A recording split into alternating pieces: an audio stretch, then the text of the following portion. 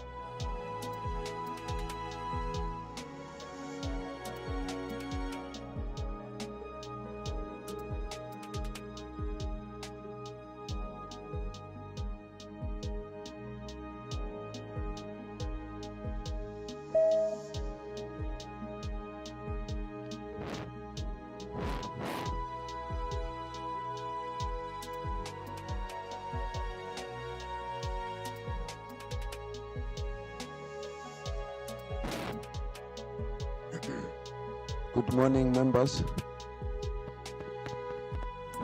Hello. Good morning. Hello. Yeah. Morning. Our arrangement is a little challenging this morning. Person at the end of the table, I can't even see. I hope you can hear me.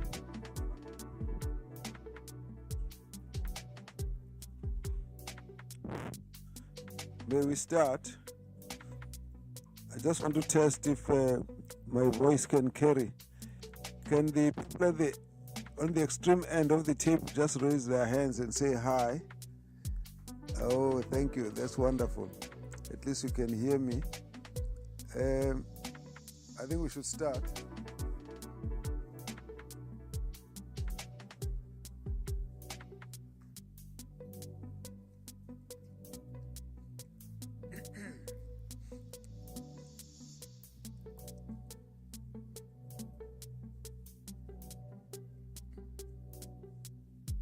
Honorable members, the Auditor-General and the entire staff, the Director-General and the departments present, good morning. Yeah. I'd like to just first start by welcoming the members and apologize for the inconvenience. We tried to get a venue. It looks like we got up with a bit of a challenging weather, and so we apologize for the fact that we delayed getting here. I think our logistics are a bit of a challenge, but at least now we do have members. Let's welcome all the members who are here. There may be a couple, maybe one or two might slip on their way, but we should start. Let me then start by welcoming Ms. Maluleke, the Auditor-General, and the entire team. We feel very special today to get a briefing from the Office of the Auditor-General.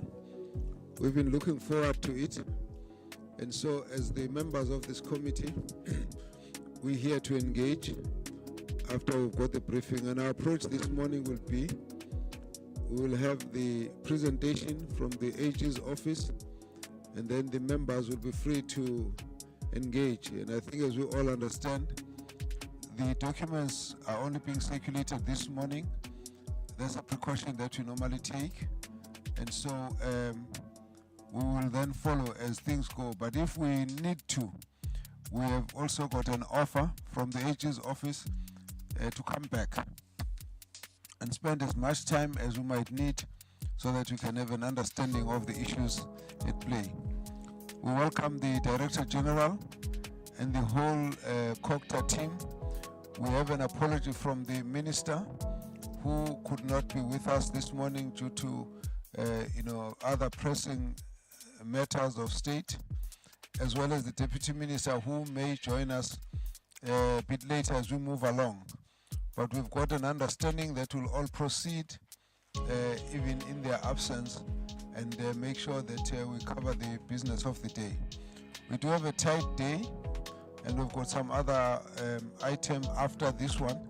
So I hope that we'll be mindful as we walk along, but also we have to say you are free to raise as much of the issues as you wish to, so that we can do justice onto the subject.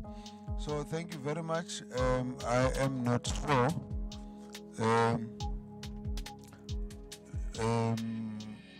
First, introduce the members for your team. Yeah, it might be helpful. So the members, normally, because we belong to different political parties, we have to actually use our own voices to introduce ourselves. So I will not introduce the members. I'm going to ask the members to introduce themselves. So we'll start with Honorable Van Sey. Good morning, everyone. My name is Marina van Zyl. I'm from the Eastern Cape, and I'm a member of Parliament serving on the Cooperative Committee. Good morning, everyone. I am Kathy Labuskaghni. I am from the Western Cape, and I'm a member of the Cooperative Portfolio Committee. Good morning, Chair. Good morning, colleagues. Good morning, AG. I'm Hlengiwe Mkhalipi. I'm a member of this committee, Cooperative, and I'm from Africa. Good morning, Chair. Good morning, members of the AG's office. Good morning, colleagues, and good morning, everyone present. I'm Vispan Reddy from Umkhonto Wesizwe Party, and like my colleague here in red, I'm from Africa. Good morning, Chair. Good morning, colleagues, as well as the Office of the Auditor-General. It's my first time in this meeting. I have just been redeployed to this committee by the African National Congress. I am coming from the Eastern Cape, OR Tambo region, Nyandeng sub-region. The magisterial district is Libote. Umelele Ndamase is my name. Thank you very much. Morning, Chair. Morning, members of the Office of the AG. Name is Glenn Tybosh. I represent the MK Party. Thank you. You can pull the mic a bit closer so we can hear clearly. Good morning, Chair. Good morning, colleagues and the AG. My name is Dikeledi Direko, and I'm from Free State. I'm the member of the committee. Thank you.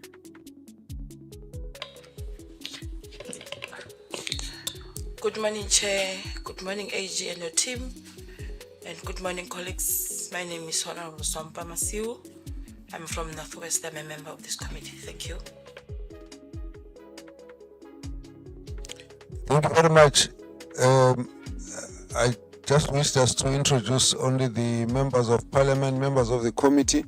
Of course, we've got the rest of the team here from the parliamentary support structure, as well as from the Director General in the Cooperative Department. May I therefore hand over to you, Mr. Maluleke, please take us through. Thank you very much, Honourable Chair, and a warm greeting to yourself as well as to the honourable members. I'd like to greet the DG who's here, as well as the officials from the department, the support staff from the parliamentary support services, and my colleagues from Team AGSA, as well as the ladies and gentlemen from the media. Thank you for the opportunity to present to the committee the local government audit outcomes. This is the formal tabling of our annual consolidated general report on the audit outcomes for local government in respect of the year ended the 30th of June 2023. This particular year would have marked the first full year under the control of the new administration in local government following the 2021 local government elections. The new councils were established in the middle of financial year 2022, so this is the first full year under their control. The individual audits were completed, the respective audit reports were tabled in the respective councils as at the end of January 2024 as required. What we've done since then is to consolidate the data and to analyze it so that we can then share with you a view on the consolidated picture of the state of financial management and performance management in local government. I want to highlight, Honourable Chair, that we have had an opportunity to brief the Honourable Minister as well as the Deputy Ministers.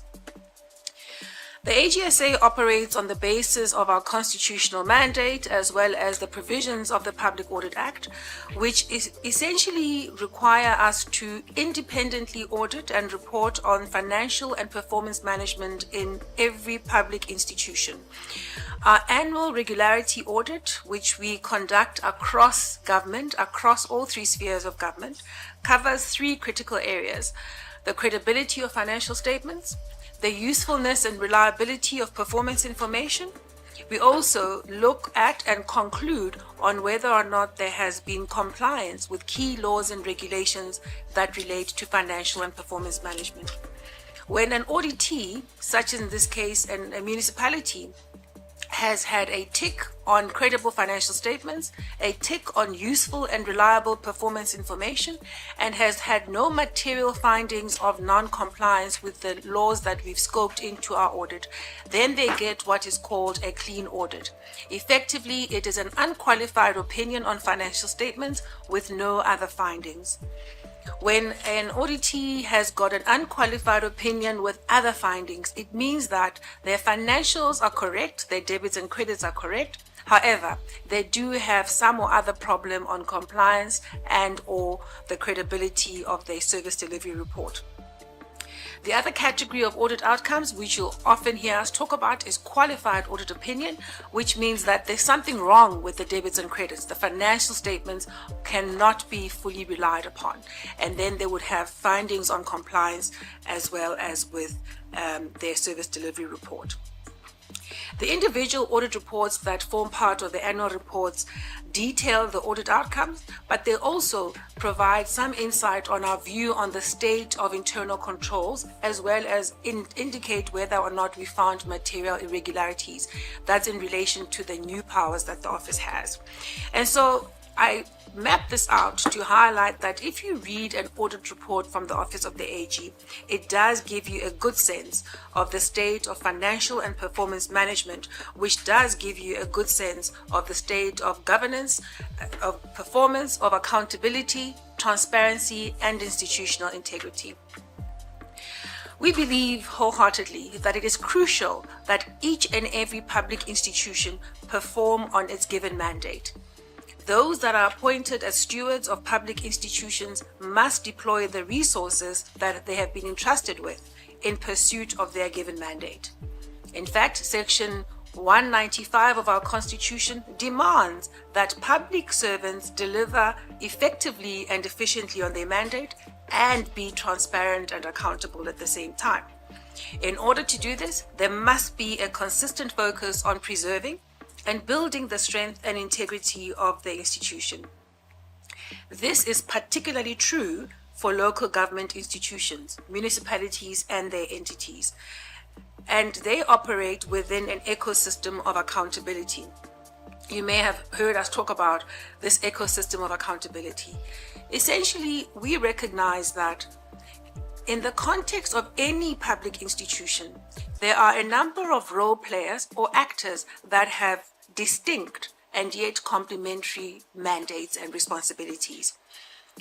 If they are effective, each of them individually and therefore as a collective, if all of them are effective in giving effect to their real mandate, then we will be able to see many more public institutions operating on mandate, being transparent, being accountable, and investing in the institutional strength and integrity.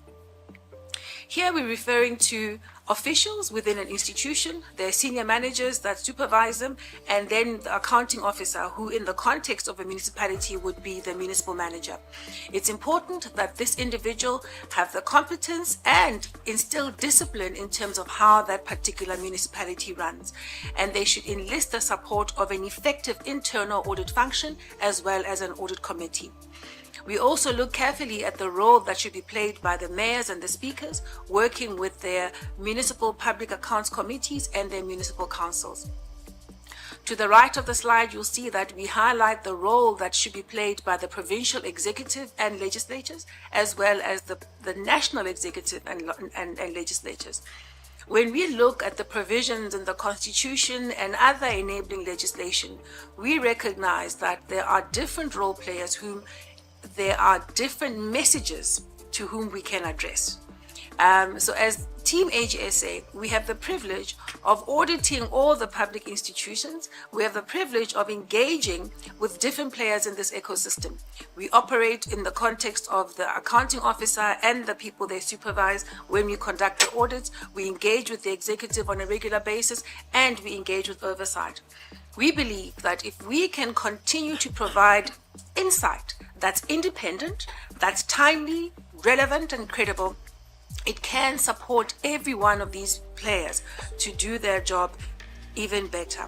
And if that happens, then we'll be able to get to a point where every public institution does operate on mandate. I now come to the outcomes for local government, just to orientate the honorable members on what the slide says. The top row gives the audit outcomes for the year ended 2021, which was the last year of the previous administration of local government. The 2022 financial year is the one that comes next. And the 2023, which is the third row from the top, that is the set of outcomes as they stood when we completed our audits and we commenced our analysis. At the time, we had completed only 247 of the audits, and there were 10 outstanding. Much of it is as a result of late submission of financial statements. There was one instance where the audit process was delayed as there was a matter that has still to be adjudicated upon.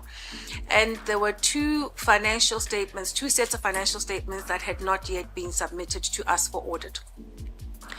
Since March, which is when we commenced with our analysis, we've completed more audits, 7 more audits. So the last row is the one I will talk to when I deal with specific outcomes, but I want to highlight that our analysis, as it sits in the general report, focuses on the third row on this slide. And as you can see, we completed 7 audits between the end of March and the end of June. Most of those ended up in the qualified space, which is the purple zone. So 5 of those ended up in the purple zone, and an additional 2 ended up as disclaimers. Let me give you a sense of what these outcomes are telling us. If you look at the 34 clean audits, you can see quite clearly that we are going backwards in terms of the number of clean audits that are being delivered within the local government system. We are further behind than where we began with this particular administration.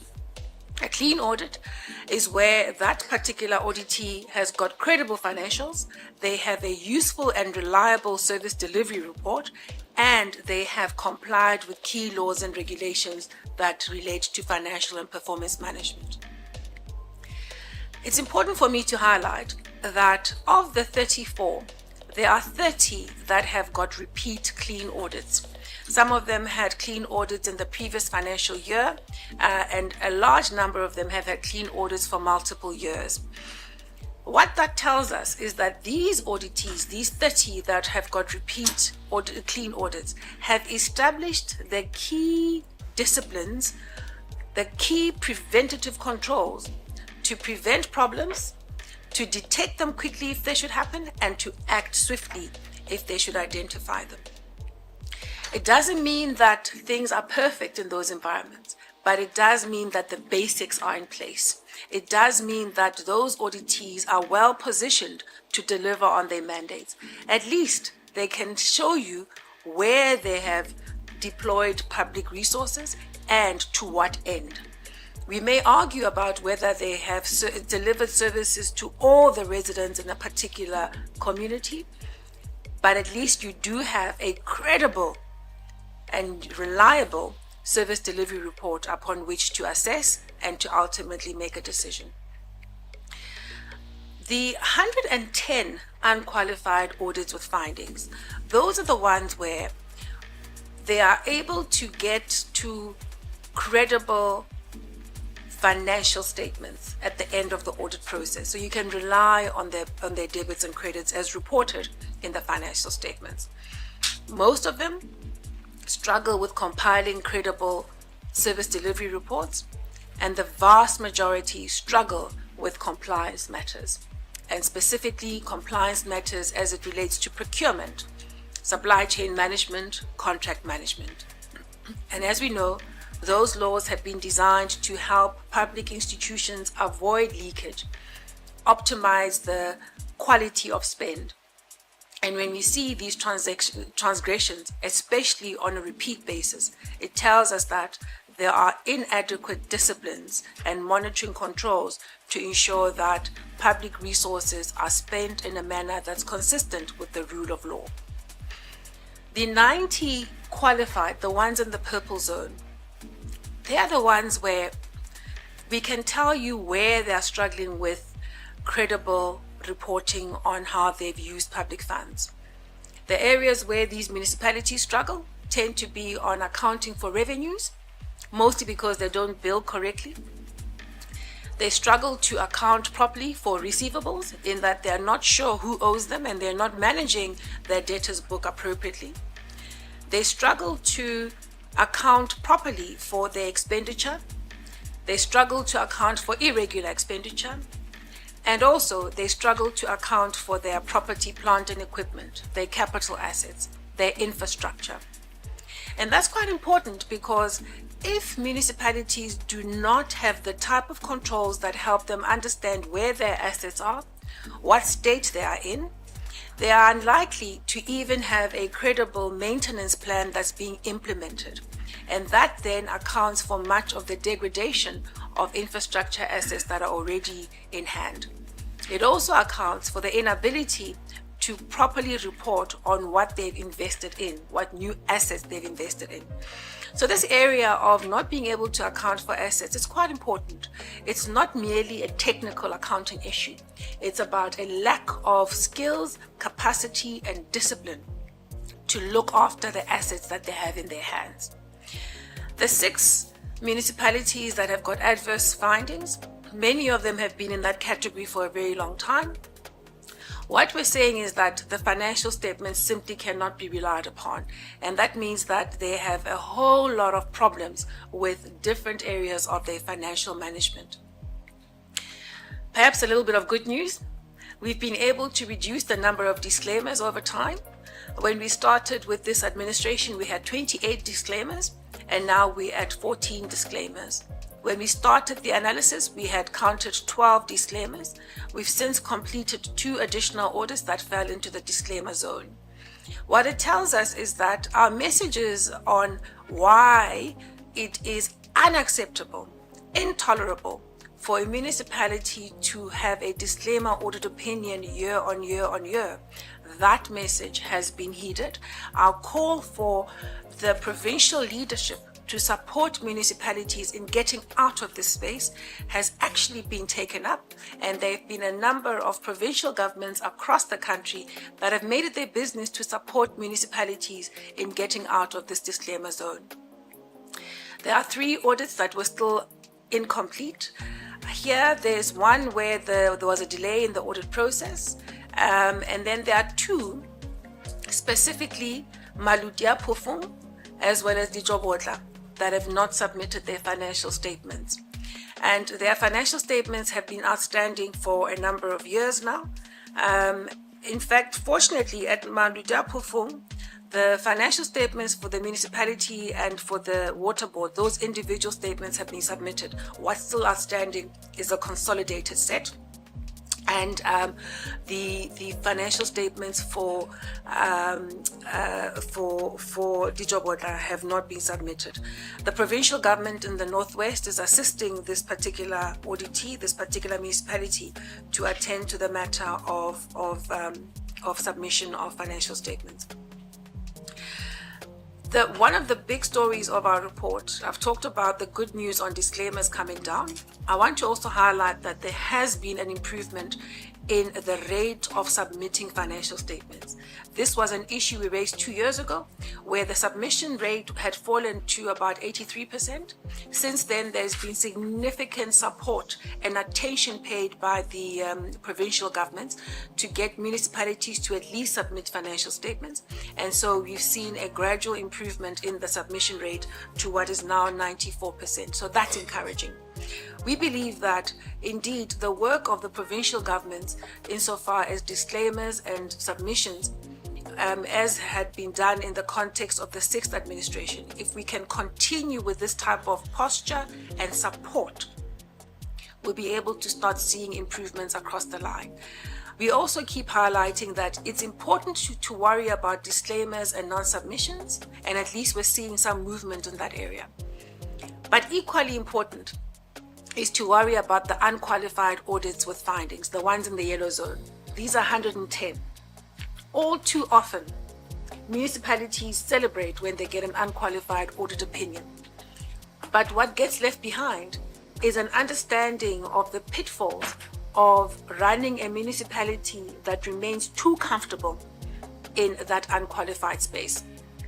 Because here, they're unable to report faithfully on service delivery issues, and they're also unable to procure in a manner that's consistent with the law.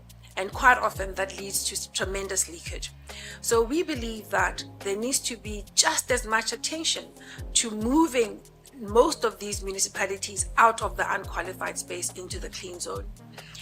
The 110 that are there includes 77 that have been in the unqualified zone for a number of years. So there's inertia in that particular category, which should worry all of us, because we know that within that 110 are some very problematic municipalities and whose inability to deliver properly and to procure in a manner that's consistent with the law has a direct impact on the lived experience of citizens and a direct impact on the quality of spend of public resources. On page 20 of our general report, we list the names of the municipalities that have had clean audits for a number of years. I think we can all draw inspiration from them, because these are the municipalities that do demonstrate that the basics we keep highlighting as being desirable are indeed achievable. This slide, Honourable Chair and Honourable Members, sets out the audit outcomes per type of municipality.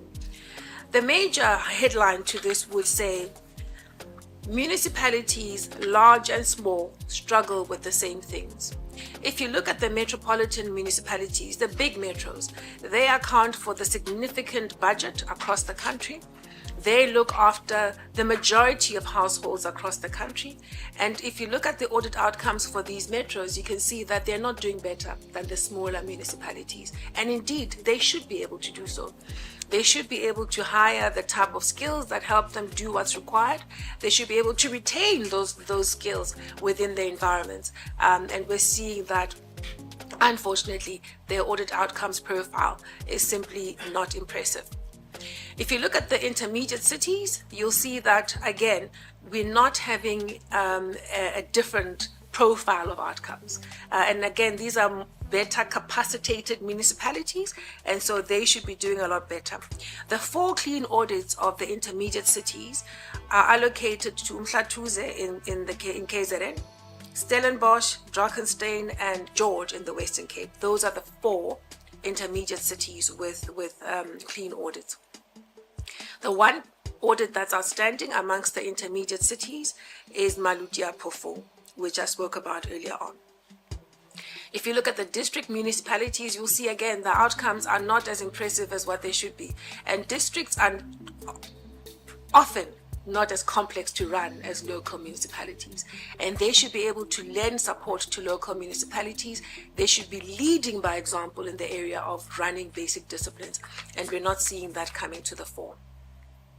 The local municipalities are the ones where you've got the concentration of disclaimer audit opinions, the ones that struggle to submit their financial statements on time, but the profile of outcomes look much the same as the others. I'd like to just highlight a little bit on the metros. What we found is that in this year, and just to give you the historical account of the outcomes for metros, this year we've only got 1 clean audit amongst the metros, that is the city of Cape Town.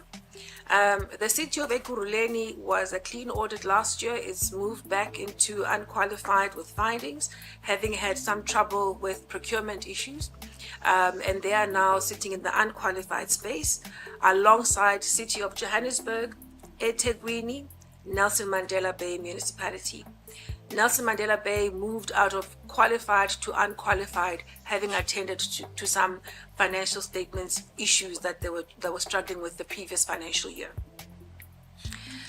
The qualified audit opinions amongst metros are Mangaung, Buffalo City, and City of Tshwane. City of Tshwane moved out of adverse audit opinion the previous financial year, and they've moved up to qualified with findings. We're finding that metros struggle with controls over compliance, especially on procurement and contract management, but they also struggle with service delivery information. 75% of metros are unable to produce reliable service delivery reports. And as I said, these are the metros or institutions that should be able to hire the type of skills to acquire the type of information systems that help them collate the data that allows them to compile credible financial statements as well as credible performance reports. We're finding that metros need support to build capacity. As strange as that might sound, we find that the political instability that often confronts the administration of metros has the direct impact of weakening those institutions. And weak institutions will always struggle to protect leakage, or rather to protect public resources. They'll always struggle to have the type of reliable and predictable controls and systems that make for a well-run institution. And we've seen the direct impact of weakened metros on the lives of citizens. I come now to the message around the disclaimed audit opinions. In the last 2 years, we've been raising the alarm over the number of disclaimer audit opinions amongst municipalities. We've also been at pains to highlight that there is a direct line between disclaimer of audit opinion over multiple years and dysfunction. A direct line between that dysfunction and poor services. So we believe that the debate about whether or not a disclaimer of audit opinion can exist alongside good service delivery, that debate is closed. We can all agree that disclaimers of audit opinions, especially year on year, those are intolerable. And we've raised the alarm. We've also given insight on what's wrong with these disclaimers. We've also raised particular recommendations for provincial departments of COCTA, offices of the Premier, as well as provincial treasuries to support municipalities to get out of this space. And I'm pleased to report that a combination of different actions by the key role players, particularly the provincial executive and their legislatures, and in some instances the national department, a combination of those actions has really supported a number of municipalities to get out of the disclaimer audit opinions. As Team AGSA, we issued a number of material irregularities related to repeat disclaimers because we took the view very simply that if you are a municipal manager and you repeatedly flout the law by not maintaining proper records on what you're doing with public funds, then you're harming the institution. You are neglecting your duties as stipulated in the MFMA. You're harming transparency, and indeed you're harming the institution. So we issued those MIs. So a combination of all these things has led to a situation where we've seen an improvement in disclaimers. And as you would have seen in the outcome slide, we've now had a number of disclaimers that moved out of that zone. This map really sets out where some of the improvements have been seen. Subsequent to compiling this slide, we finished the audits for Kanaland as well as for Mamusa, and they ended up with disclaimer audit opinions. So the number of disclaimer audit opinions increased from the 12 to the 14. What this tells you is that it is possible to move out of disclaimer audit zone, and indeed you can link the number of years where a municipality has been in repeat disclaimer, such as Masilonyana for 8 years. You can link that directly in terms of dysfunction at the service delivery level, which affects citizens very, very badly. But I think a very good outcome in that we've seen some encouraging improvements in this area. The provincial outcomes, which I won't dwell on too much, Honourable Chair and Honourable Members, I'm happy to engage with them if there's a particular appetite for. I want to just highlight a couple of messages here. The 34 clean audits, 20 of them are in the Western Cape, and that's been the case for a number of years, where the concentration of clean audits tends to be in the Western Cape. We've seen some encouraging improvements in the outcomes profile for Eastern Cape and for KZN.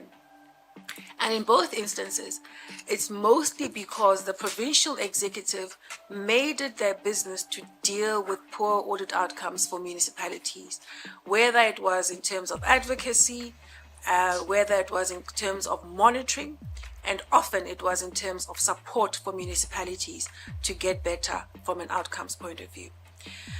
There are some provinces where clean audits remain very scarce, the Free State and the Northwest in particular, and Limpopo has lost the clean audits it used to have.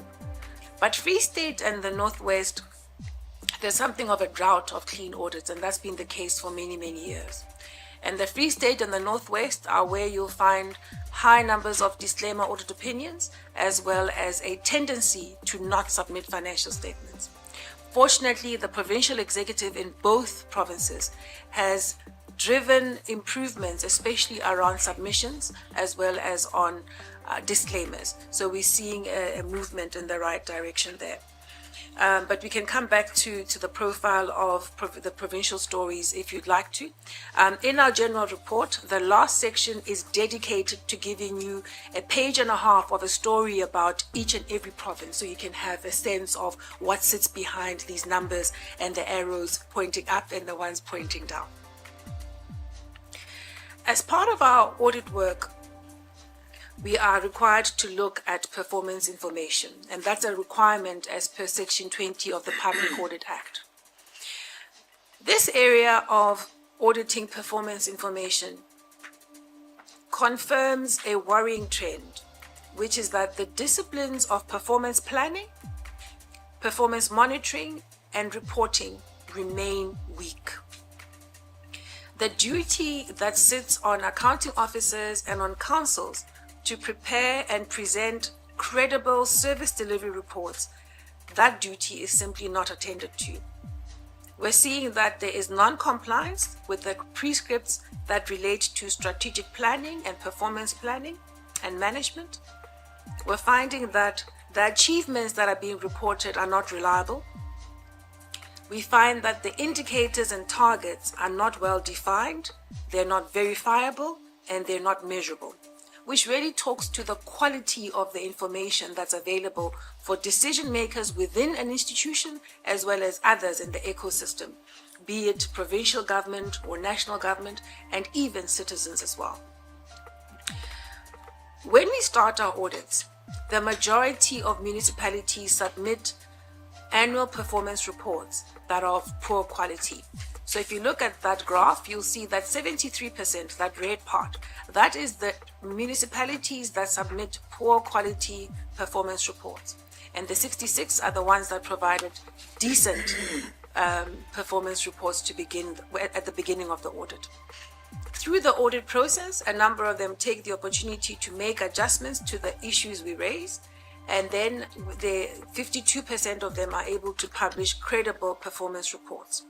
And then you've got the 48% where there is still no credible performance report that can be used for decision making. We keep raising this area because the story's been similar for many years. Similarly, even the issue of performance reports not being submitted for audit. There are 5 municipalities, the majority in the Northern Cape, that year after year simply don't submit performance reports. And there's a compliance matter we raise, but they keep continuing on that trend. The key reasons or limitations that lead to poor performance planning and reporting in our analysis remain skills, discipline, stability, because without stability, it's difficult to engage in any long-term planning, let alone focused, dedicated execution. Another key limitation is the absence of information systems that support the correlation of data required on an ongoing basis.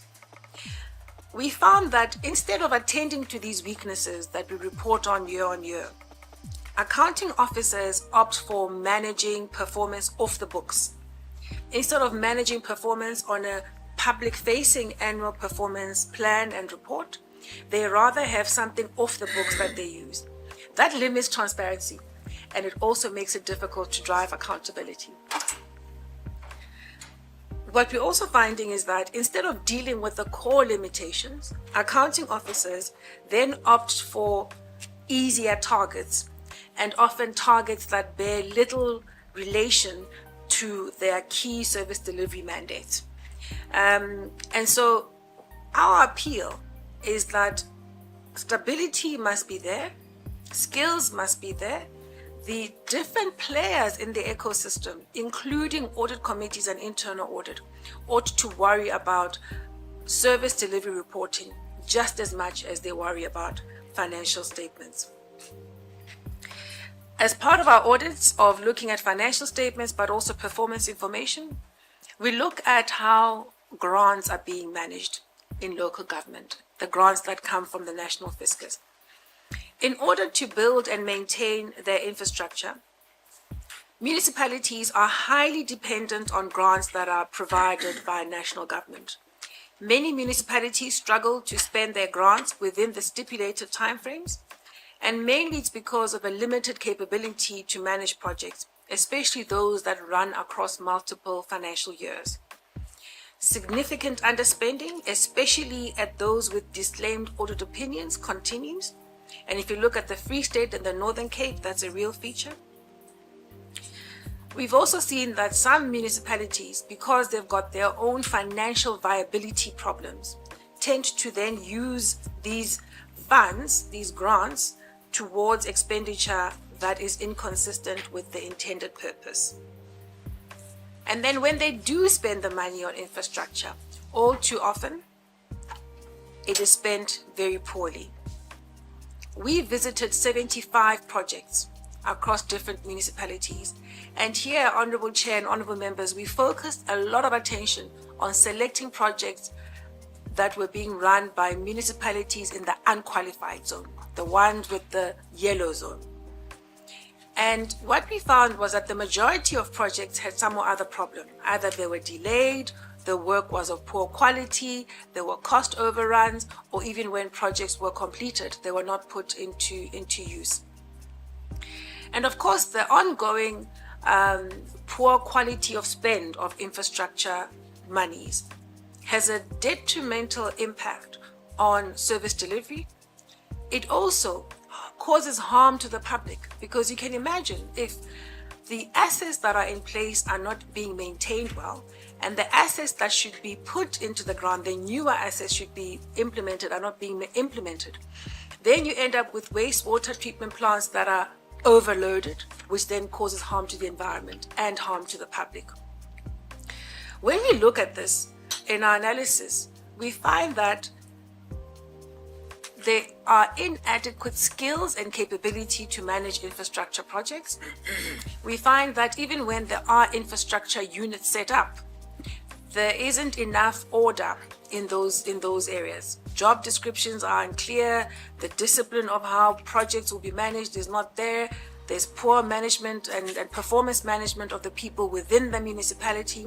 The standard operating procedures are not there. So there's significant amount of effort still required to build the capability in municipalities to help them run infrastructure projects. If we don't deal with this, we'll continue to have poor quality of spend, and we'll continue to have degradation of infrastructure assets, and we'll continue to delay bringing on stream the new projects that should be supporting service delivery. On financial management, this is now specifically on the debits and credits. This slide, I just want to highlight a couple of messages. If you look at the graph in the middle of the slide, the green tells you about the percentage of municipalities that had credible financial statements when we commenced our audit. The dark blue, which is the 74%, tell you about the number of municipalities that had poor quality financial statements when we commenced our audit. During the audit process, most of them corrected those misstatements. So you find that between the 34 clean audits and the 110 unqualified with findings, you do have a majority of credible financial statements being prepared. But that masks something. It tells us that the basic disciplines of financial management during the year are not in place. Municipalities rely on the audit process to get to a credible set of financial statements. And it's one thing to give them a tick around credible financial statements tabled.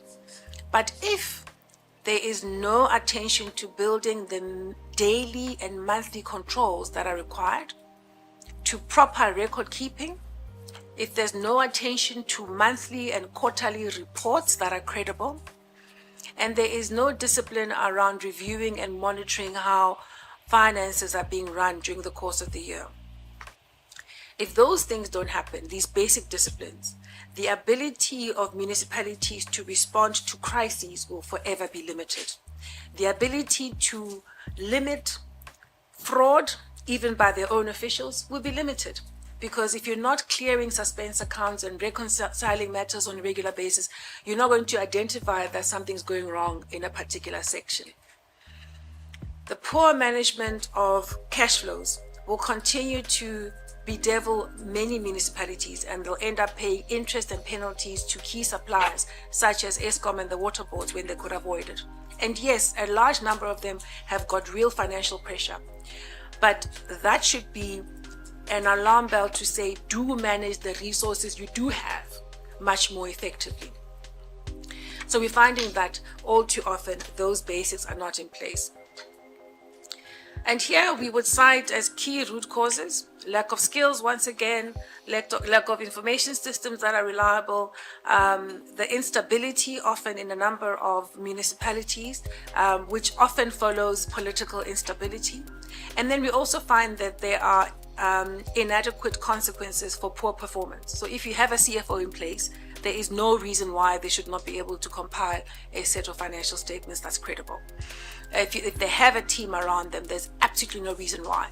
And if you set a culture where they continue to get away with that, then you'll not be able to build an institution of strength, an institution of integrity. Partly because of these weaknesses around skills and discipline and culture, we find that there's ongoing reliance, over-reliance on the use of consultants to compile financial statements. And this is a message we would have issued many times before, and I know I'm going to sound like a broken record. I'll give some good news. Following a number of messages over the years about why this is unsustainable, why this is intolerable, a number of provinces have responded, a number of municipalities have responded. So the amount of money being spent by municipalities for this purpose has reduced from 1.63 billion last year to 1.35 billion in the 2023 financial year.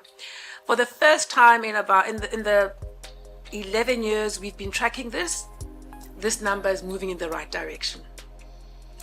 There is a profile there which will show you which provinces are doing better and which ones not so much. The slide on the right, the right-hand side part of the slide highlights a key message, which is that the audits with clean audit, the municipalities with clean audits still use consultants, but to a much less extent. They use them for specific technical issues. The ones that over-rely and spend the greatest amount of money are the ones with the disclaimer, audit opinions, the adverse, and the qualified. And so it tells us still about the lack of skills, the lack of discipline, the lack of consequences. It also tells us that the attention that we pay to helping municipalities at least submit financial statements, get out of disclaimers, move out of qualified, that attention must be matched with attention to getting them to build their own institutional capabilities. Because if we don't invest on that, this support that's offered will always have a very short-term benefit in that at least audit outcomes look better, we all feel a little bit better, but then underneath it, we're not building the capability that municipalities require to run their affairs.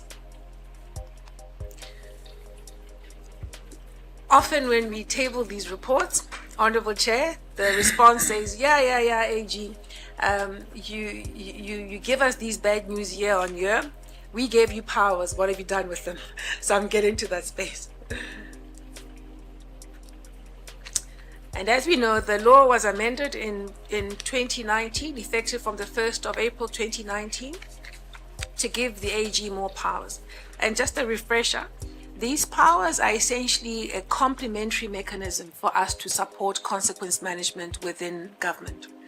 We don't take over the duties of accounting officers. We don't take over the duties of the executive or of oversight.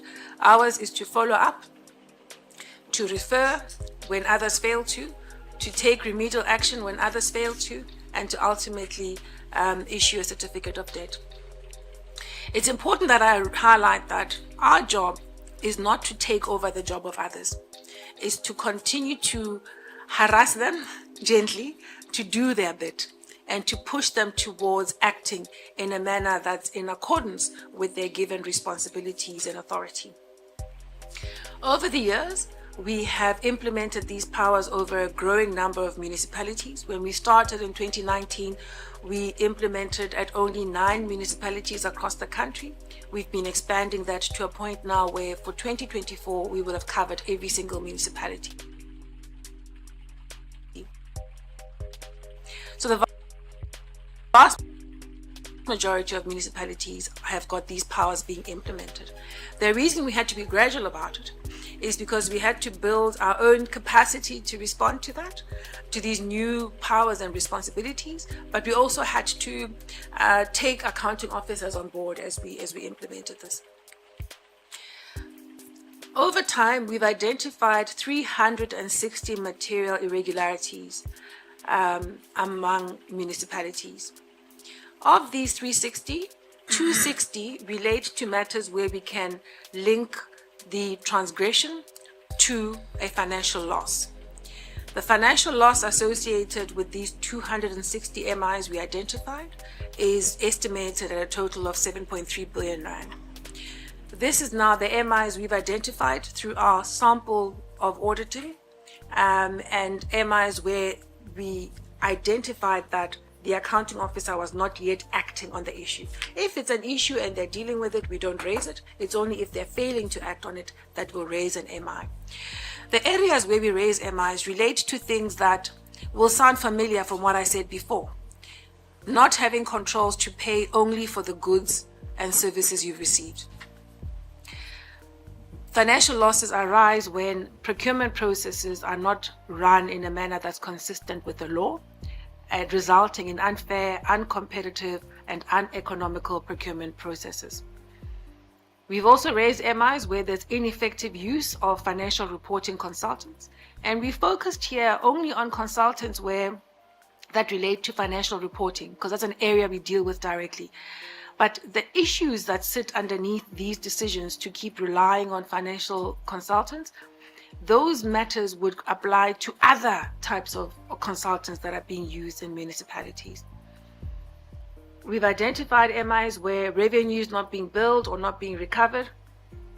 And for municipalities that have got commercial viability issues or financial viability challenges, this area needs attention. We've identified MIs where investments were made inappropriately, such as monies that went into VBS. And we also raised matters where interest and penalties were paid when they could have been avoided had there been better cash flow management.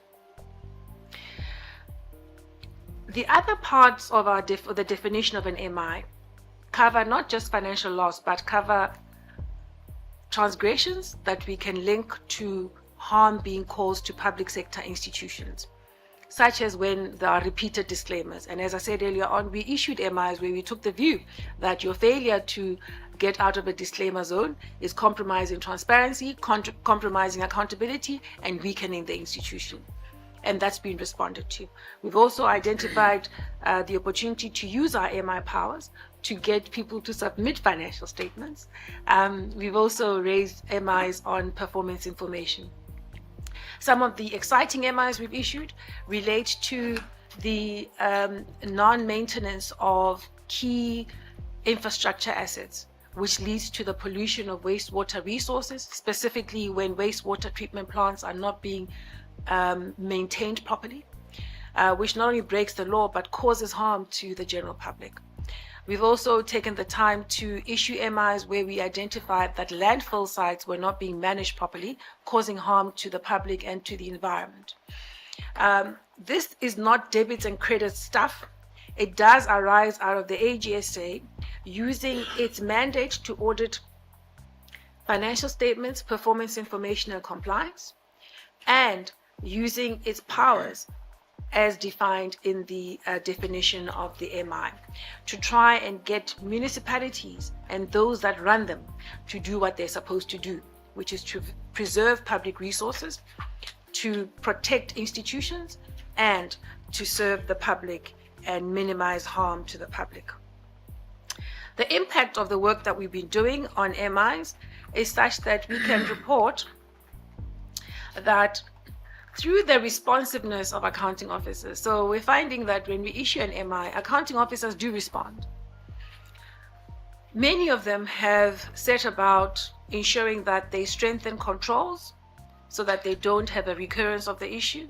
They've set about disciplining officials employed by them. Because there used to be a delay or a reluctance to do that. We still find it, but we find that if we issue an MI and we keep following it up with the recommendation and even the threat of taking remedial action, the disciplinary processes do begin. We've seen accounting officers reporting matters to law enforcement for investigations and criminal investigations. We've also seen submissions of financial statements, fixing wastewater treatment plants, which really has a direct impact on better living conditions for citizens. And we've also had supplier contracts reversed or cancelled as a consequence of us using these powers. In terms of resource protection, 261 million rand has come back into the coffers of respective municipalities. 218 of financial loss has been prevented, and 444 million rand of financial losses are being recovered. That's a total of 924 million rand of resources being protected as a consequence of the AGSA using its powers of enforcement. Ours remains, and I'll say it again, not to take over the duties of accounting officers, but to use our powers to compel them to act in a manner that's consistent with the powers and authority in their name. We've seen them also referring matters directly for investigation, and we've also seen them following up on investigations in the way that they never used to. When we look at the 924 I talked about of resource protection, and you look at the 7 billion rand of losses that we've estimated, it's a pretty big gap. So it tells us that we cannot rely only on these MI powers to get local government operating on its mandate and with efficiency. It's imperative that we worry about getting the people who are running municipalities to do so properly. So our call to action, Honourable Chair and Honourable Members, remains pretty much what you've seen before. And it's mainly because the root causes to these problems remain what you've seen before. We've talked about inadequate skills and capacity in municipalities. We highlight that there are governance failures, starting with political instability, as well as the poor functioning of councils and other players in the ecosystem of accountability. We also highlight that we've got to push back on the culture of poor accountability and poor consequence management. So our recommendations will sound familiar, but that shouldn't surprise you because the root causes remain the same. It's important that there be attention to professionalizing local government and to capacitating local government. Crucial that there be people of competence, people of good ethical posture, people of conscientious attention to their duties, and people who will do what they're supposed to do and be willing to be held accountable for it. Also important that we worry about getting everyone in the ecosystem of accountability focused on building capable institutions. And yes, that's going to take time. And yes, sometimes it's easier to chase the win of submissions and disclaimers, as important as that is. But it's important also that we worry about building institutional capabilities for municipalities. As you would have heard earlier on, even the metros have got weakened capabilities to do what they're supposed to do. And lastly, it's imperative that there be a focus on building a culture that's characterized by ethics and accountability. And that applies to all in the ecosystem, starting with the ones in the administration, going to the ones in political leadership, going to the ones in different spheres of government beyond local government. If we don't do that, we're going to continue to see weakened institutions at local government level, and we're going to see an ongoing degradation of service delivery, and we're going to see ongoing diminishing trust between municipalities and the people that they serve. And that, Honourable Chair and Honourable Members, is our message for the 2023 local government audit. The report itself is available on our website of the AGSA, mfma-2023.agsareports.co.za. And perhaps before I sign off, having highlighted our recommendations, having highlighted our call to action, it does give us encouragement to have heard the attention that the national government plans to pay to local government. It does give us comfort that all in the ecosystem of accountability are just as concerned about local government as they should be, and that they are intending to focus their attention on building the institutions within local government and in supporting municipalities to effectively deliver on their mandate. And that's a source of inspiration and hope for the teams at AGSA, and I hope that is so for all the citizens across our land. Thank you very much, Honourable Chair.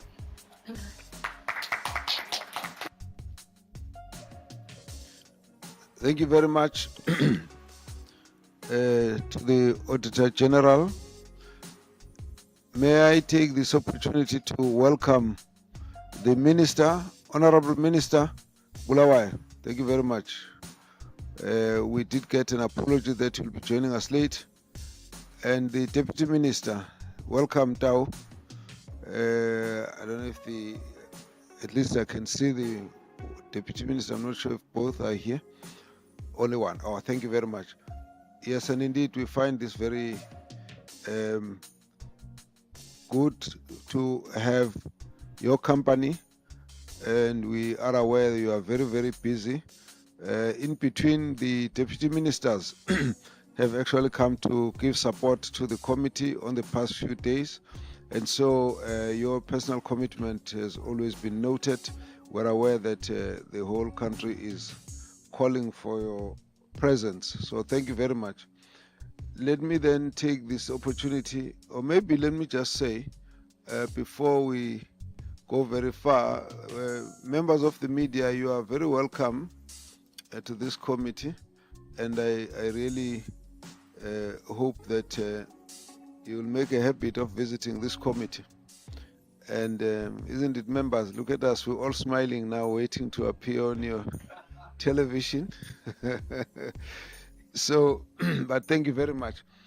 I think what is important for us in your presence is to be able to carry the message through that we are fighting for transparency.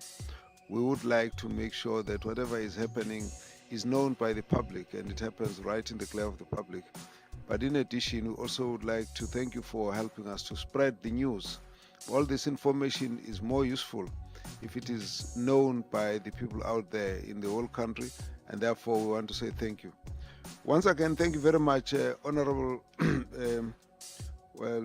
Maluleke, the Auditor-General. I must say that it's been quite an informative report, and for us, we will need time to study it. But nevertheless, there are already some few things that for us are important. Between us, yourself, the Auditor General's office and this committee, our major issues are about ensuring accountability. That, excuse me, the resources that are made available for service delivery are indeed utilized properly, and so you give us a sense of how we are performing as the different spheres of government in this regard. Where we can support you and we can say we actually agree with you is the fact that we need to build strong institutions. We need to build strong local government. We need to build capable, ethical local government. We need to build a local government sphere that is, it's got good governance and is also able to deliver services in a manner that will satisfy our people, despite the paucity of the resources. So on the areas of ensuring that we create a professional, capable local government made of competent individuals, well-skilled, and also with a culture of ethical conduct and accountability, that for us, we agree with you entirely. In addition, we also will agree on the issue of the stability at the local government level, political stability, and the stability at the interface between the political and administrative line, and also the competence and good governance within the institutions. And throughout the report, if there's one thing that's come out, has been the issue of the lack of skills. That has been a refrain over the years, and it's a very, very important issue. And we throw again the challenge. We would like this department, COCTA, to give us a sense. What is the department doing to support the municipalities to build those skills, to support the municipalities to ensure that those systems are built in? You've taken us through quite a lot, and I think as we do appreciate this, from our point of view, the concern about the regression from clean audit is quite a serious thing. We wouldn't have expected, particularly with the new powers that the AG has also got, and the general enthusiasm that you get from government right across, that this regression shouldn't really have been happening. So we would like the department to give us a sense. What are you doing to reverse this situation? We didn't expect it at this point. Again, you were talking about an encouraging increase in unqualified audits, which is good, but then the fact that there are many municipalities that are struggling is again another area that we need to focus on, particularly the issue of repeat offenders. Now, we shouldn't be having that, but what we have been worried about as the committee has been the dysfunctionality. Dysfunctionality, we have actually said we need blow by blow, municipality by municipality report, because we intend to visit a number of them. But we agree as well, and we think that this report is going to be very helpful for us. Audit report, together with the report in terms of the general service delivery issues in the municipalities, are going to be the issues that are going to be guiding us as we move around to do oversight visit right across. So all of this, I think it's important for us. We're also concerned about this aspect of metros not performing better when they've got the resources. Again, I think we need to go into a little bit more there. What is causing that problem? And the department is going to obviously help us to understand why, when you got a metro that's got enough resources to be able to get the best skills available in the country, why should they struggle like small municipalities? What is the problem there? So we need to get to that kind of understanding as well. Excuse me. So look, I think I'm going to allow the members to take us through their own views, their comments, their concerns, so that you can deal with this. I'll take the first hand up, but actually all the members want to speak. So we will actually, I think the numbers are increasing, so we'll just take a row. This time around, okay. All right, let's start from the back. Honorable Souls, I see your hand, then we'll come this way. And each and every one of us would like to have a word with the Auditor-General. And so let's allow that process. Thank you very much, Honorable Souls. Thank you very much, Chairperson, and greetings to the. May I request that we pull it a bit closer, closer. so that we can hear? Thank you. And for those of us at the back, if you're not hearing what's happening, just raise your hand. I'll know. Then we'll try and ask the members to speak closer to the mic. Thank you very much, Honorable Souls. Thank you, Honorable Chair, and greetings to the Honorable Minister and Deputy Minister, Honorable members, and the AG and the team. Honorable Chair, I would like to ask a question, but before I do, at the risk of being perceived as moving away from the decorum of the sitting today, but I'm going to depend on my knowledge that you are very objective and sensitive to the traditional affairs. It's almost as if I can feel and hear the blood of my ancestors crying out on this platform that we are at here, this venue that we are at here. It's the Castle of Good Hope. Krotoa, at the age of 11, was brought here. A Khoisan ancestor was brought here at the age of 11 and was a domestic worker and servant of Jan van Riebeck, and was raised here, became an interpreter. May I just... No. Let's allow the member. I'll indicate if I think it's getting out. But let's come closer to the Auditor-General. But I think your point is relevant, but and important. But try and cut it closer.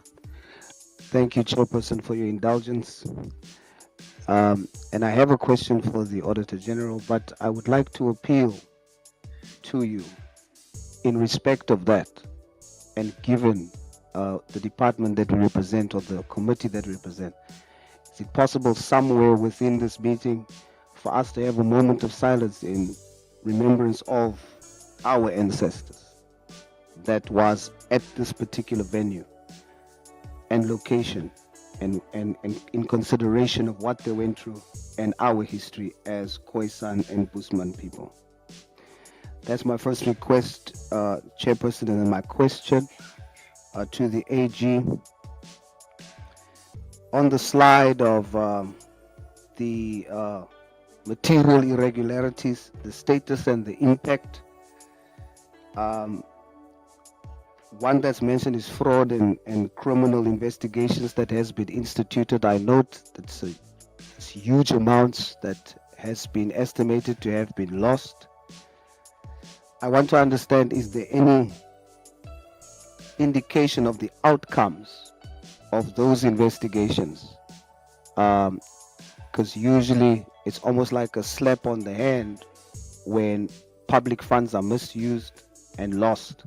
So I'd like to understand, is there any indication of material outcomes of those fraud and criminal investigations? Has there been arrests? Has there been people that has been decisively dealt with? And I think that would serve as more of a deterrent as well. Thank you, Chairperson. Thank you very much. Let's get to Honorable Sompa. You will, Honorable Souls, you do owe me a little bit of a background to the request. We don't share the exact amount, as much as we will all be both sensitive and inspired by the history. But in the absence of a proper background, it would be difficult to deal with it. So we'll need to, me and you, find a way to close that gap, then we can deal with your first response. But then the questions are noted. Let's take the next member to comment. Thank you. Thank you, Chairperson, and greetings to the Minister and Deputy Minister. I think your mic is very shy, so please bring it closer to you so we can hear you better. Am I audible? Okay. Better now, yeah. Thank you very much. Greetings to the Minister and the Deputy Minister, the team of COCTA that is here, the AG and her team. Chairperson, now my questions is just going to be on the issues that the Auditor-General have outlook about two municipalities, about Ditsobotla and the other one, that municipality from the Free State. I just wanted to hear, because she's saying that they have not submitted their financial statements. So how long does it take for the Auditor General office, maybe if to trace, or if the municipality did not submit their financial statement, what are the repercussions for that municipality? And then second to that, how long does it take for you to make a follow-up to say you need to submit the time frame? What is the time frame that is given to this municipality that have not submitted their financial statement? Thank you. I don't know if that was quite clear. Yes, okay, thank you. I think that's fine. Please, let's get Honorable Direko. Thank you, Chair. Greetings to Deputy Minister and the Minister and the Office of the AGs. On the presentation, the AG indicated that we have different role players in our municipalities, which is true. However, in some municipalities, there are allegations of political interference. And I believe that these allegations are also contributing to negative audit outcomes in our municipalities. During this audit, has the AG's office come across political interference? If there's such, what are the recommendations from the AG? Secondly, Chair, during the previous audit outcome of 2021 and 2022, we raised a serious concern about the excessive usage of consultants in our municipalities, which was taking a lot of money. And we believe that if there was an in-house skills within the municipality, those services could have been replaced by the municipal workers instead of service providers. And on the presentation, I also saw that in terms of the service providers that were used for compiling the audit, the annual financial statement of the municipalities, there has been a decrease in that. But for other consultants that are being used in municipalities, is there any a signage of the reduction in terms of the usage of the service providers in our municipalities? Thirdly, Chair, is there any action or support provided by AG's office to these municipalities who are repeat offenders in terms of the disclaimer audit outcomes? And lastly, Chair, I also want the AG to take us along on the impact of municipal debt and how does they affect our audit outcomes of the municipalities. For instance, the institutions such as your ESCOM, your water boards, your SARS, and litigations in municipalities, how do they affect our audit outcomes? Thank you, Chair. Thank you very much, Honorable Direko. Honorable Taibosh.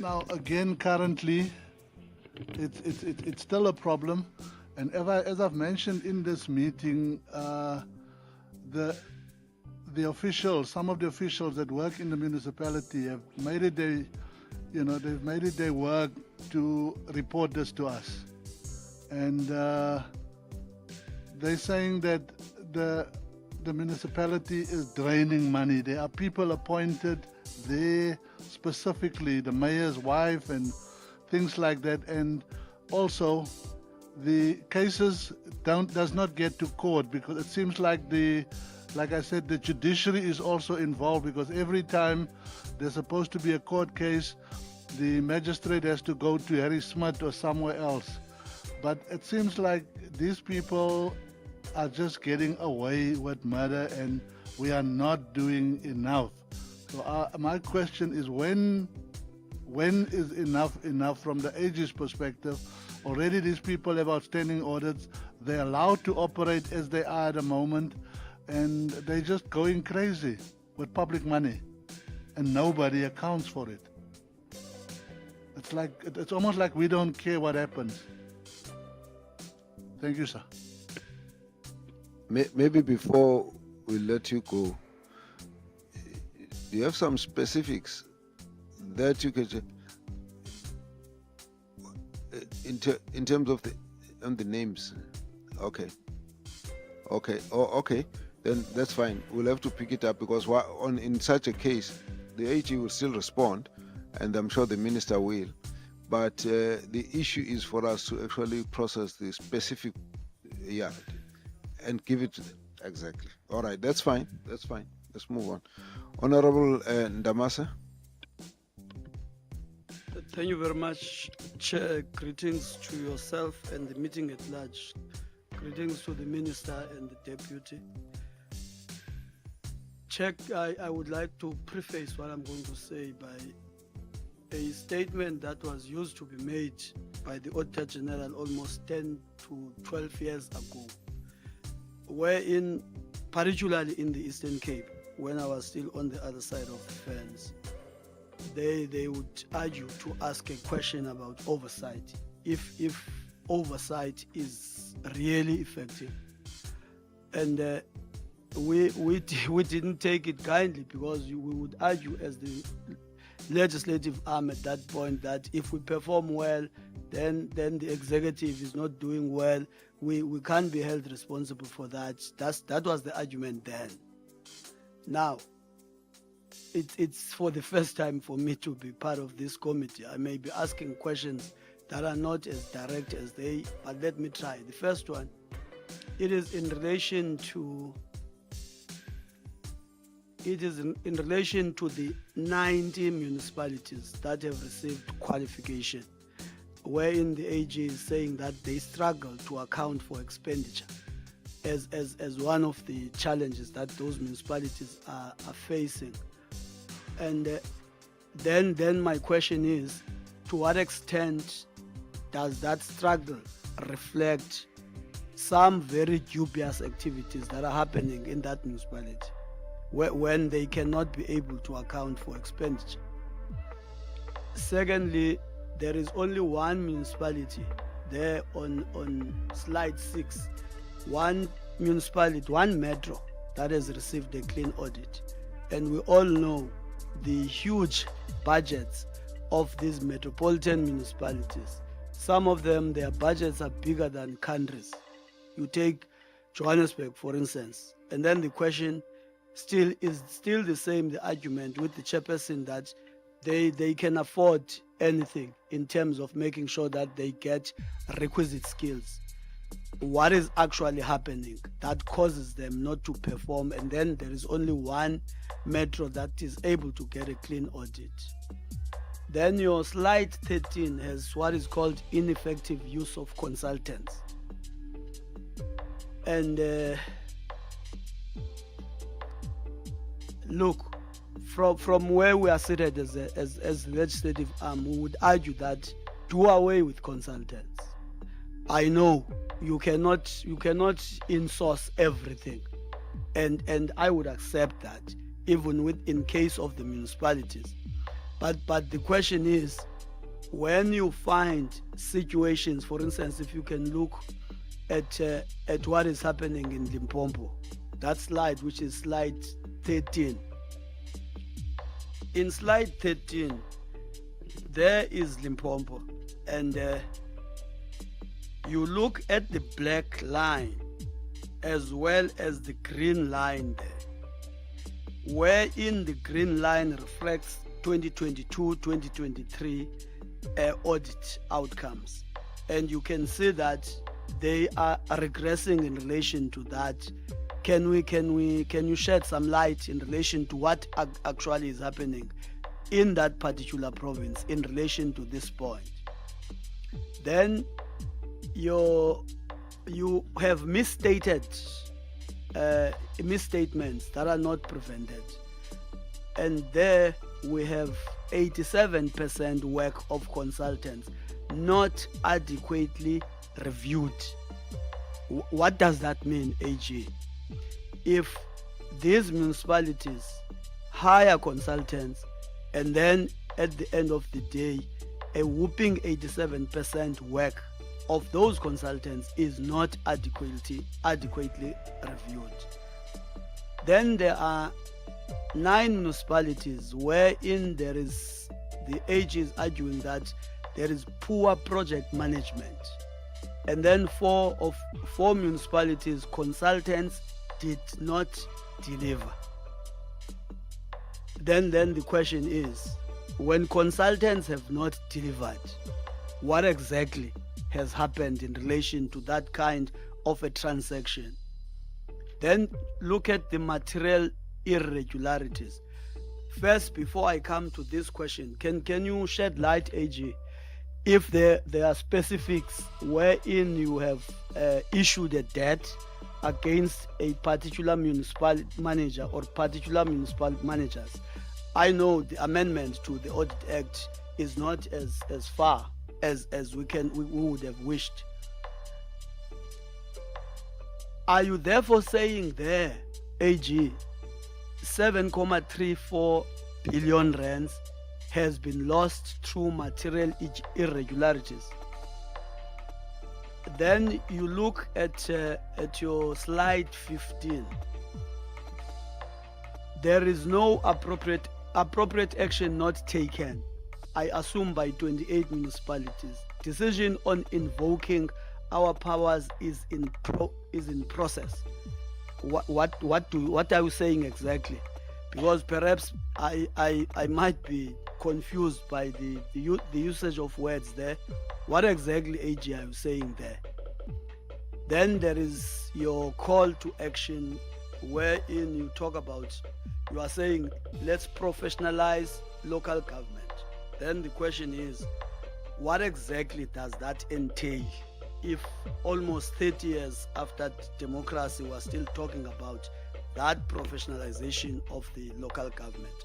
Then on the book that you have here, if I look at page 113, wherein you are talking about 3 municipalities in Eastern Cape, in Amatole, Makana and Sundays River, wherein you are saying, despite spending a combined 42.5 million on consultants, then you are therefore intimating that they received disclaimer. What might have happened there after that huge expenditure in relation to the consultants? And then if you look at the same page, the other side of the page, where there is an issue of the infrastructure grants within the financial year, but 7 underspent these grants by more than 10%. Amatole and OR Tambo district municipalities were the primary contributors to this underspending, leading to the National Treasury withholding 90.9 million rand and 188 million rand. Now, my question goes to the department now. In relation to those, because if you look at these municipalities, your OR Tambo is a water services authority, the Amatole is a water services authority, and we can go on the ground. These municipalities have never achieved the RDP standard in terms of the access of water. Remember, RDP standard is 200 meters for each household away from a tap, and including my own community, my own locality. They have not. I'm talking about OR Tambo this time around, and the same thing is with Matol. And then their expenditure is as pathetic as is reflected. Let's round up. 113. The last Let's one. round up and let the other members go on. Okay, the last one is on the issue that relates to the municipal public accounts committees that have failed in their oversight role. Does that mean, as both the department as well as the committee, we must prioritize to make sure that we come closer to the performance of the public accounts committees in the municipalities? Thank you very much. Sorry. Thank you, Chair, Minister, Deputy Minister, the AG and a team and colleagues. The AG's report is a wake-up call. It is a reminder that we cannot continue with business as usual. Our people deserve better, and it is our duty to ensure that local government delivers on its promises. We, as this committee, will continue to fight for accountability, transparency, and service delivery that meets the needs of all South Africans. I want to thank the AG and our office for an excellent presentation and for continuing to hold a mirror to the face of local government. The road ahead is challenging, but I believe that with determination and a political will, we can turn the tide and restore faith in our local government institutions. Chair, if you'll allow me, I would like to deal with some specifics raised by the AG, which I think is important that we all need to take note of. And I would also like to make suggestions, proposals on how we could best deal with this. One of the most alarming trends in the report is the deterioration of unqualified audits. We are not merely stagnating. In the words of the AG, we are going backwards. The lack of proper controls, particularly in maintaining asset registers, is a glaring issue. Municipalities are unable to report accurately, and this incompetence trickles down to the basic services that our citizens are denied daily. It is unacceptable that municipalities like Maluti Apafong and Detabona, is it Detabona? Desobodla. They have failed to even submit their financial statements.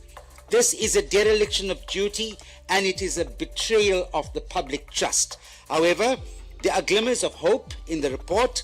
In an otherwise bleak landscape, the fact that there are 30 entities that continue to achieve clean audits is a testament to the fact that when basic financial disciplines are in place, success follows.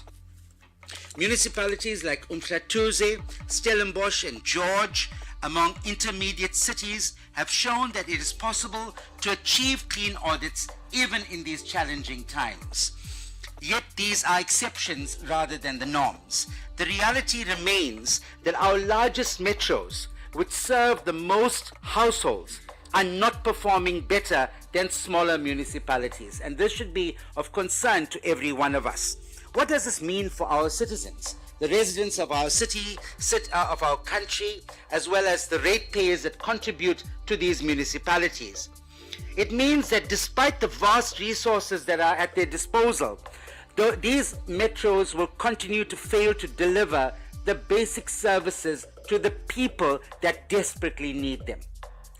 It is also deeply concerning that 75% of municipalities are unable to provide credible performance reports. And this is a direct consequence of political instability. Now, this is a response to my honorable colleague next door who asked about political interference. The AG was being nice and diplomatic about it, and she said, she spoke about political instability and the weakening of our institutions. The rise of unstable coalitions has exacerbated the problem, bleeding municipalities dry and leaving them incapable of delivering the basic services that is their mandate. The report also shines light on the poor financial management that plagues our municipalities.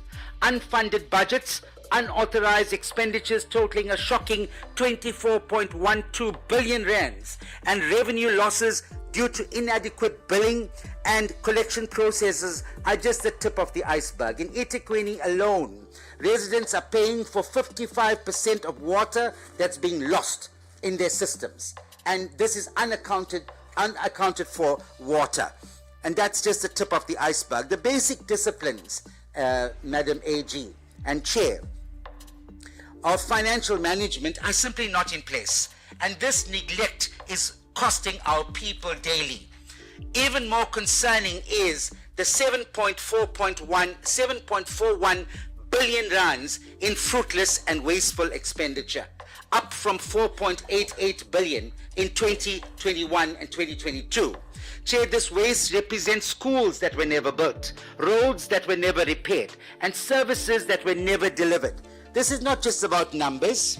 It is about the lives that are being negatively impacted by this gross mismanagement.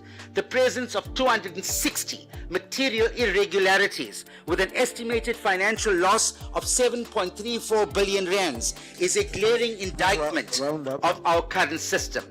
However, we must take and recognize the positives. There are some positives, and those are the recovery of 2.61 million and the ongoing efforts to recover another 444 million show that where there is a will, there is a way. But these recoveries, while we welcome them, are just a drop in the ocean. Chair, I just want to conclude by saying this, that we need audit committees that are strengthened. We need to improve financial management systems in municipalities. We need to remove the political instability in municipalities, and that can only be led by political parties in this country. We need to address the skills gap. We need to stabilize the political leadership, as I mentioned, and we need to use effective consultants. I thank you. Thank you. Thank you very much. Honorable Khalifa.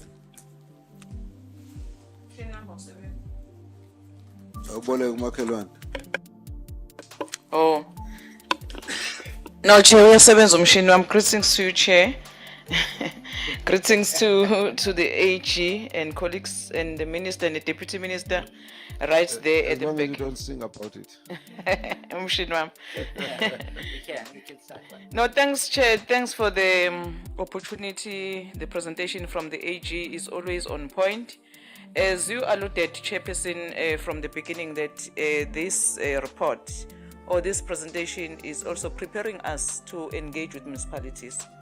It gives us a very clear picture when we have to engage with municipalities. Chair, the 34 municipalities that obtain clean audit is a cause for concern. We can't have 257 municipalities, but only 34. Only 34 out of 257. I know the AG said 10 is still outstanding, but at least 247 municipalities has been audited, and this is the outcome. And it's even worse when the AG is saying 36 municipalities have regressed.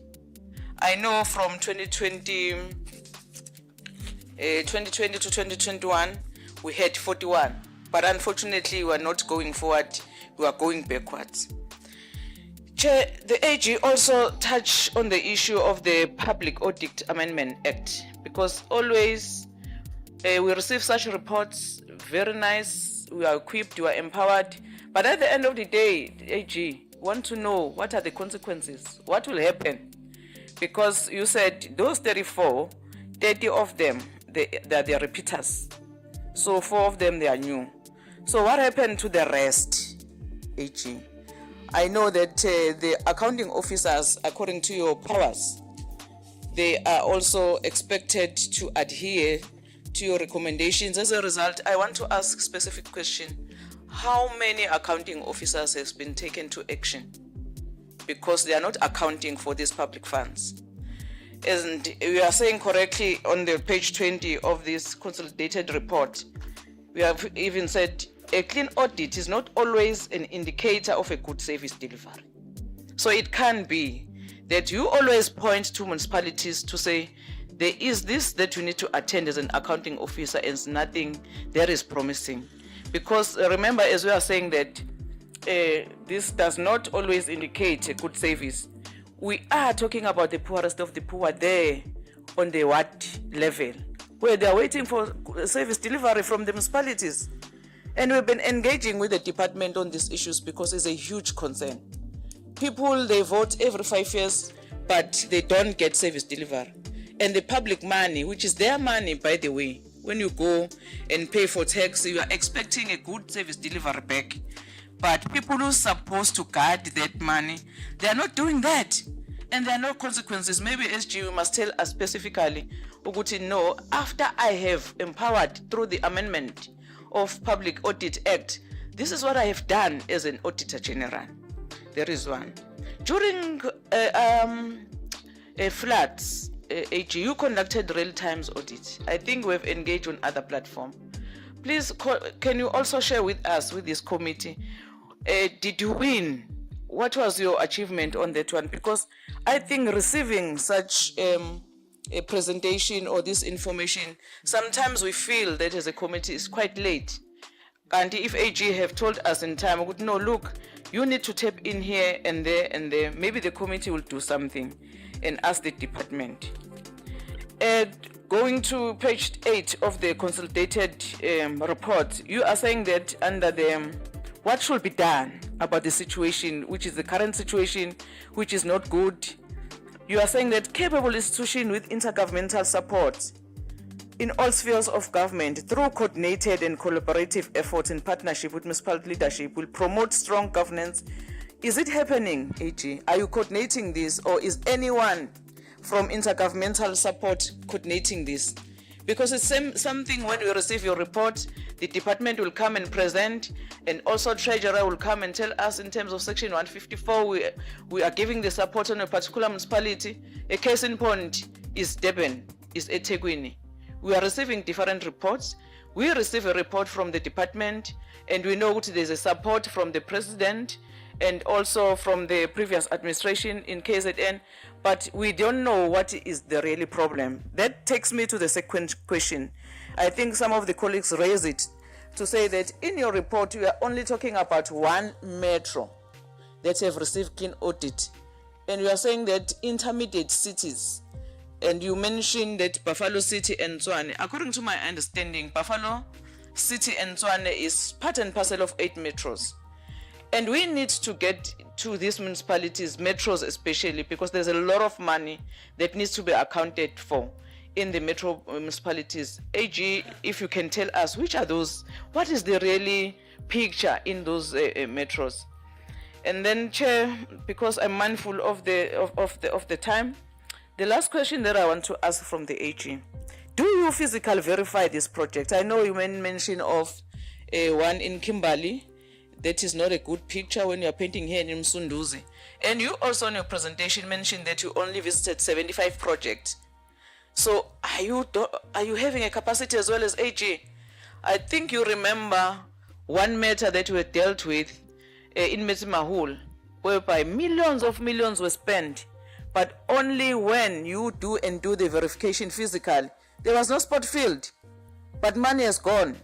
So when you do conduct this audit report, AG, do you do the physical verification? In terms of the UIWF, because everyone must account for the public pairs, do you also tap on the council resolutions? Because that's where corruption happens, AG, whereby the municipality will go to the council and say, let us take a resolution in this council. And also the role of the MPEC. Are you also ensuring that those MPEC are doing their job in terms of the accountability? Thanks very much, Chair. Let me just pause there. Thank you very much, Honorable Mkhalipi. Let's have Honorable Labuskaghni. Thank you very much, Chair. Thank you very much, AG. I have a few questions that I would like to ask, and I start off with the number of municipalities with unqualified audits, and where you also mentioned that out of the 110, 70 of them are there for years. And then I will want to link that to the management of grants, where there is a referral to unspent grants, or the problems found is the delays in grants, the poor quality of services in infrastructure grants, and the cost overruns. And you've mentioned in to be able to do this report, you visited 75 projects in unqualified municipalities. Now, my question is, there is the concern that you raised about unqualified municipalities that are there for years.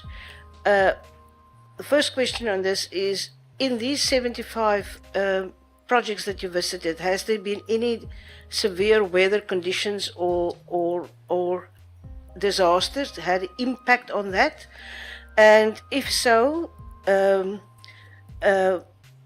you think that the fact that we are dealing with increased disasters or severe weather incidents, it has a very big impact on infrastructures all over, will have an impact on municipalities deteriorating to, in the end, to municipalities with qualified audits? And does it need stricter regulations on how these grants should be spent or not?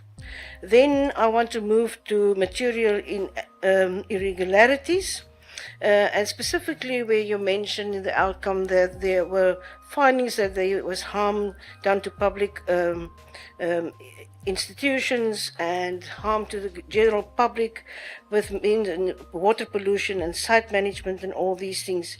And you are referring to specifically officials identified and disciplinary processes is in process, fraud and criminal investigations, and supplier contracts stopped and so on. Are these material irregularities things that could have been picked up by their internal audit? Have they been picked up? And if they have been picked up by either internal audit and or the provincial departments through various reports, what was the reasons they gave you? And if you, I assume this is a little bit of an unfair question to the AG, but I would like to hear your answer, because I want to direct the same question then to the department and say, why does provinces don't pick it up and why don't they do consequence management? And then my question is, what is it that we as the portfolio committee chair can do to support our, or to make this something that provinces should be part of their support to these municipalities? Because as the AG said, in a lot of these municipalities with unqualified or with qualified audits might fall back instead of going forward. Thank you. Thank you, Honorable Fonseca. Thank you, Chair. Good afternoon to the... Oh, no, we're not afternoon yet. I thought we would be by the time it got to me. But good morning still to the Minister, the Deputy Minister, the Chair, the AG. Thank you for the report. I quickly wanted to talk about the clean audits. So 34 out of 257 means that there's 13% with clean bill of health, which is very concerning for us, I think, as COCTA, that only 13% of municipalities within South Africa has a clean bill of health. I've further broken them down, and 7% of them comes from the Western Cape. I've not done more. But if I look at the breakdown you gave on one of the slides, it said the Western Cape has 20, the Eastern Cape has 4, KZN has 4, the Northern Cape has 3, Mpumalanga has 2, Gauteng has 1, and then the Free State, Limpopo, and Northwest each has 0.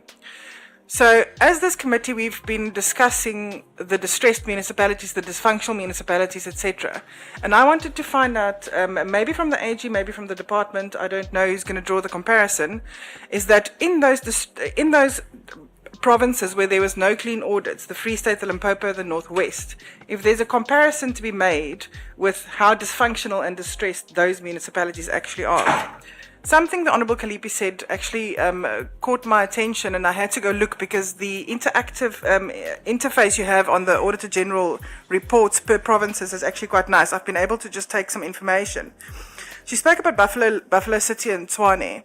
I've had a look at Buffalo City, and it looks like they've actually regressed in their audit opinion, but Tshwane has actually improved. So I'd like you to please unpack that if you can.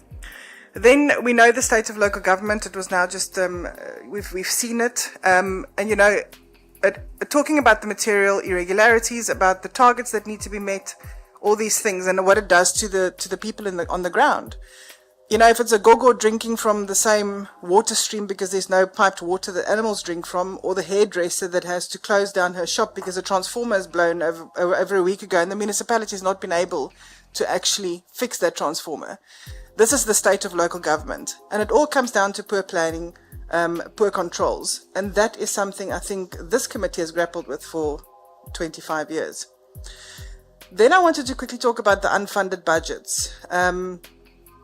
It's a massive issue, and I mean, if you connect that with, say, for instance, the collection rates of municipalities and the ability of the accounting office to actually collect those rates, this obviously links with service delivery issues, poor service delivery issues, and municipalities or communities then actually robbed from service delivery. So you will now find that these municipalities specifically are receiving disclaimers or adverse or qualified. And it's those municipalities that now overburdens their residents with rate shocks. The municipality that I live in, which is Walter Sisulu Local Municipality in the Eastern Cape, a valuation roll was just done quite recently, where residents received rate shocks of 500% and more increases on their property rates. And this is to substitute now these material irregularities of them not being able to fix transformers, them having to pay massive Eskom bills and the like, the water boards that they owe money to. So the residents are now forced to pay all these rates and taxes that's been increased, but yet they don't actually get the services for it. And what I wanted to say is that this becomes a cycle, because that would mean that some of these residents now cannot afford to pay these excessive bills from the municipality. And then they then go into the category that cannot pay, and then you sit with unfunded budgets more and more. So there's definitely correlations that we can compare and draw to attention, but I think this is something that this committee must really look into. Thank you, Chair. Thank you very much. I haven't picked up anything that the audit has said in relation to the indigent citizens. How are we doing on that side? We've had a very high cost of living, and the municipalities are at the forefront of dealing with this problem. What has been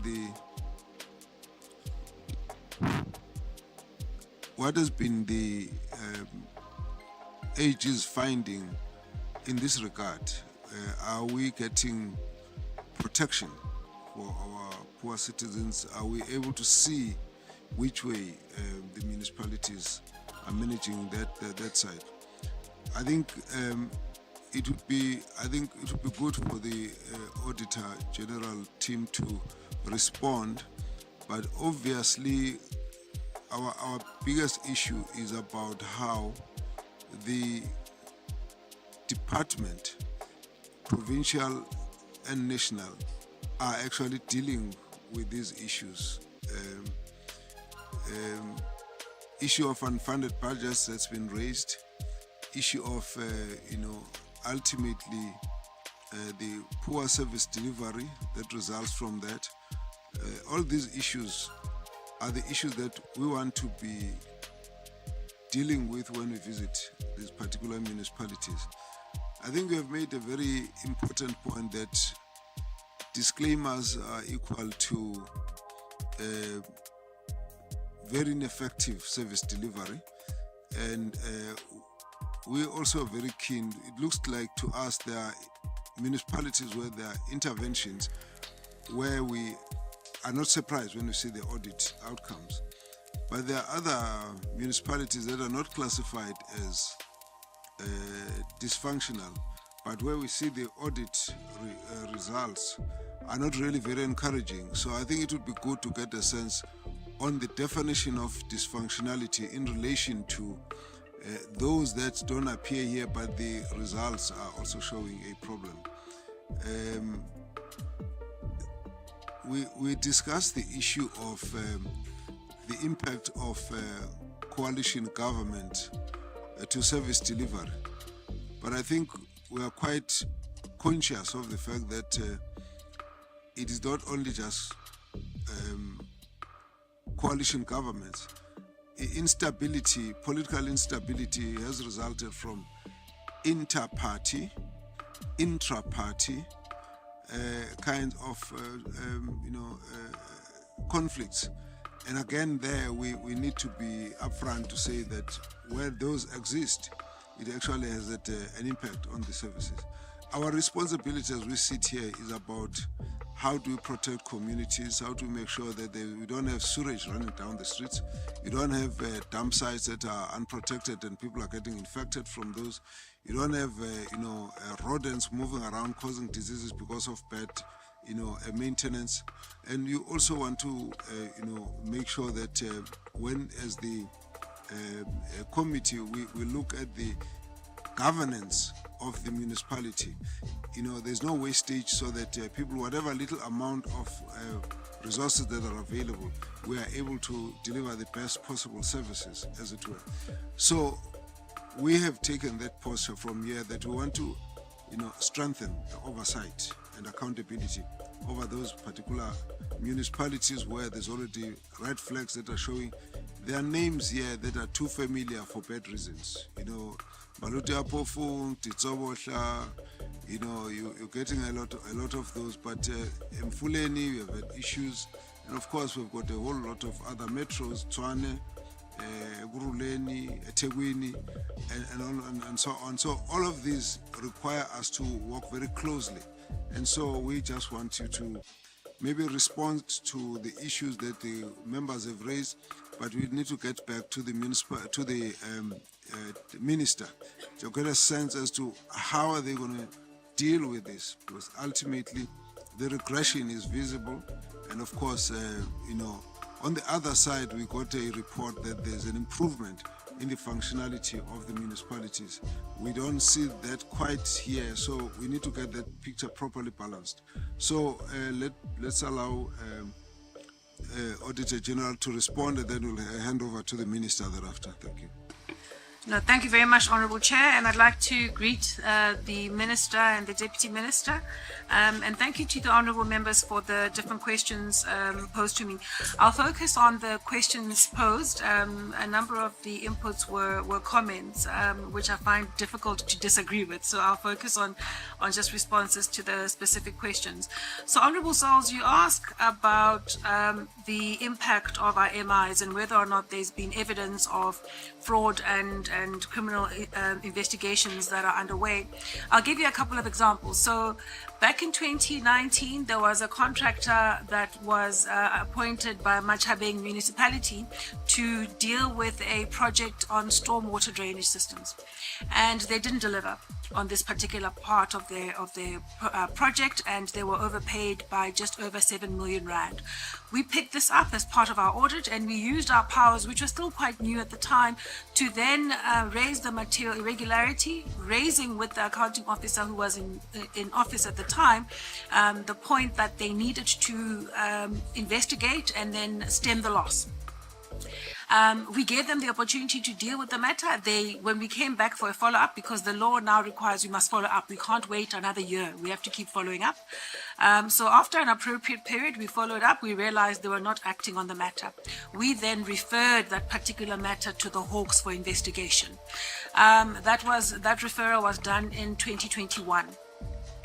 When we followed up with the Hawks, we had not yet received much feedback, but towards the end of 2023, we saw in the media that there were suspects that had been arrested in relation to this specific referral.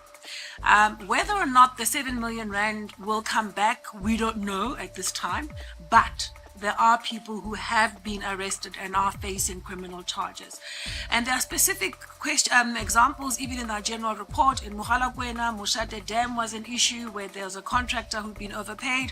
That matter, the accounting officer did not act on, but eventually we referred it to the police and is also being investigated. So there are people in different parts of the country that are facing charges related to matters we've raised in relation to our audits and using our powers. Perhaps whilst I'm still speaking about Machabeng, and I'll use the opportunity to deal with a question that Honorable Direko asks about this use of consultants. In Machabeng, following the 2021 elections, there was now a new council and a new mayor came into office. We raised with this mayor a few issues around how the municipality was relying inappropriately on consultants for the sole purpose of compiling financial statements. And at the time, they were still getting disclaimers of audit opinion. The mayor then took up our issue and implemented a recommendation, which was that you've got to appoint people with skills to do the basics on a regular basis. You're not going to be able to continue to use these financial reporting consultants in this inappropriate manner. You're going to keep losing money, and you're losing the opportunity to build institutional capability. Following the implementation of our recommendations, a team of professionals was appointed full-time, permanently as officials in the municipality, and their job is to compile financial statements. That auditee has now moved from disclaimer, they moved into adverse and are now qualified. And when I talk to the team in the Free State, the members of Team AGSA that audit that specific municipality, they tell me that they can see evidence that the movement is in the right direction, and they have every confidence that if these basics continue to be implemented by these appointed people, the municipality will even move out of qualified. I raise this to highlight a couple of points. One is this issue of using consultants inappropriately often is because there isn't attention to building institutional capability. The issue can only be resolved by political will and a decision to invest in capability for the institution. And this issue takes time. They didn't move out of disclaimer in 1 year. They moved out of disclaimer into adverse and then into qualified over a subsequent period. And it's going to continue to take this consistent focus on building capability to get the basics done. There was a question that was raised by Honorable Musini, I think it is, about the outstanding audits, and I think it came up again. So it's names you've heard before. Dijobotla has been outstanding for 2 years, Maluda performed for 3 years. And as to why that would continue as a norm for many years, our analysis of it is that it's political will. What have we done as Team AGSA? We've given insight as to what actually happens in those municipalities where there's non-submission of financial statements. We've given insight as to the responsibilities of the different players in the ecosystem, giving specific recommendations as to what the province should do. And we've also used our powers of enforcement, issuing MIs that raise the alarm about non-compliance that is associated with non-submission. As a consequence, there's been action in this regard. We can't go and compile those financials, but we can offer support by giving insight, by giving influence, by using our influence, but also by using our enforcement powers. And out of that, we've been able to get submissions much, much improved. If you look at the Free State, the rate of submission has increased significantly over time. And it's because of the time we've been investing in engaging with the provincial leadership, starting with the Premier, working with the provincial treasury, as well as the provincial COPTA. So I hope that answers the question as to what we've done and how we're doing it. The law provides, the MFMA provides that every municipality should submit financial statements to the AG for audit by the 30th of June. Or pardon me, the 30th of June is the financial year end, I beg your pardon. The law says they must submit those financials to us for audit by the 31st of August. So we are now in the final days of awaiting submission for municipalities for this new financial year. We are required to then audit and finish those audits by November of that year, and those audit reports should be tabled with an annual report in council and processed by council by the 31st of January the following year. That's what the law provides for. If municipalities deal with these responsibilities as designed, the audits continue and we're able to finish them on time. It's only in rare instances where they submit late. So, for example, in the Free State, some of the non-submissions were cured by submissions, but some of those submissions, because they were multi-year, were late this year. But we'll get that out of the system. It remains our fervent hope that the 7th administration in each of these provinces will continue on this work started by the 6th administration and not go backwards. Otherwise, we'll still be talking about poor submissions, late submissions, disclaimers. We've got to build on the momentum that was there at the end of the term of the 6th administration. Honorable Dirako, you ask about the role players, political interference. I'll answer it this way.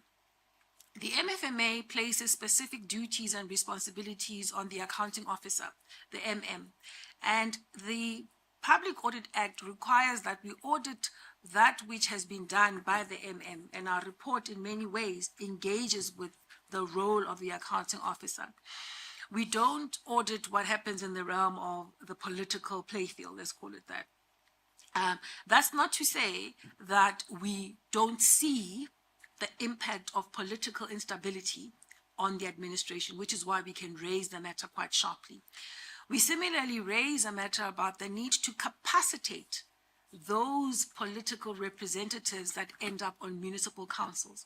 If you look at the law relating to what it is the council is charged with, it's imperative that there be decisive action to equip them to engage with those duties properly. There are far too many political representatives that don't have the ability to live up to the expectations that come with the role that they have. So it's imperative that there be a coordinated and decisive effort to deploy people who can do the work and then to invest in their ongoing capability. Then there was a matter about the fruitless and wasteful expenditure around how does it impact service delivery. So what we see is that cash flow concerns in a municipality, unless reined in, continue to weaken the institution. So if a municipality doesn't have the resources to invest in the capabilities it needs to do its billing, they're not going to be able to even collect correctly. Then they don't have the cash they need to pay their suppliers, let alone the cash they need to maintain their infrastructure. When they don't maintain the infrastructure, they end up incurring financial loss through distribution losses on electricity and water. And then the cycle continues. So the ability of municipalities to get out of that space then becomes quite constrained, especially as resources get worse and as residents are unable to pay for the services they do receive. What's the remedy? There are policy decisions to be made around the funding of municipalities and the demarcation. That's not our space as the Auditor-General. Ours is to look at the key disciplines that would make for effective and efficient deployment of the resources that municipalities do have in their hands. So you'll find that many of our messages relate to the need to build institutional capabilities to get municipalities to do what they're supposed to do with the resources that they have in their hands. Honorable Daibosh, I think I've answered the question about Malutia Pufung and why the audit is not done. And much of the submission problems we lay at the door of the political leadership. Honorable Ndama said the 90 municipalities that are qualified, they are the ones who struggle to get projects done properly. Then they don't even get the projects put into their books properly. When I say getting a project done properly, it is about making sure that you can prepare a project, have it implemented properly, monitoring the consultant, or the contractor, having appointed a contractor that's most suitable, who's able to get the job done, and then monitoring that contractor effectively and putting in place the type of controls that make sure that you get good quality for the amount of money you're spending. In the work we've done, and maybe I'm coming to Honorable Mkalepi's request or question about did we go and inspect projects? We were deliberate about going to inspect projects. And we've been doing this for a number of years. We can't inspect every single project, but we are deliberate about selecting projects so that we can understand where the money is going and link the debits and credits to reality on the ground.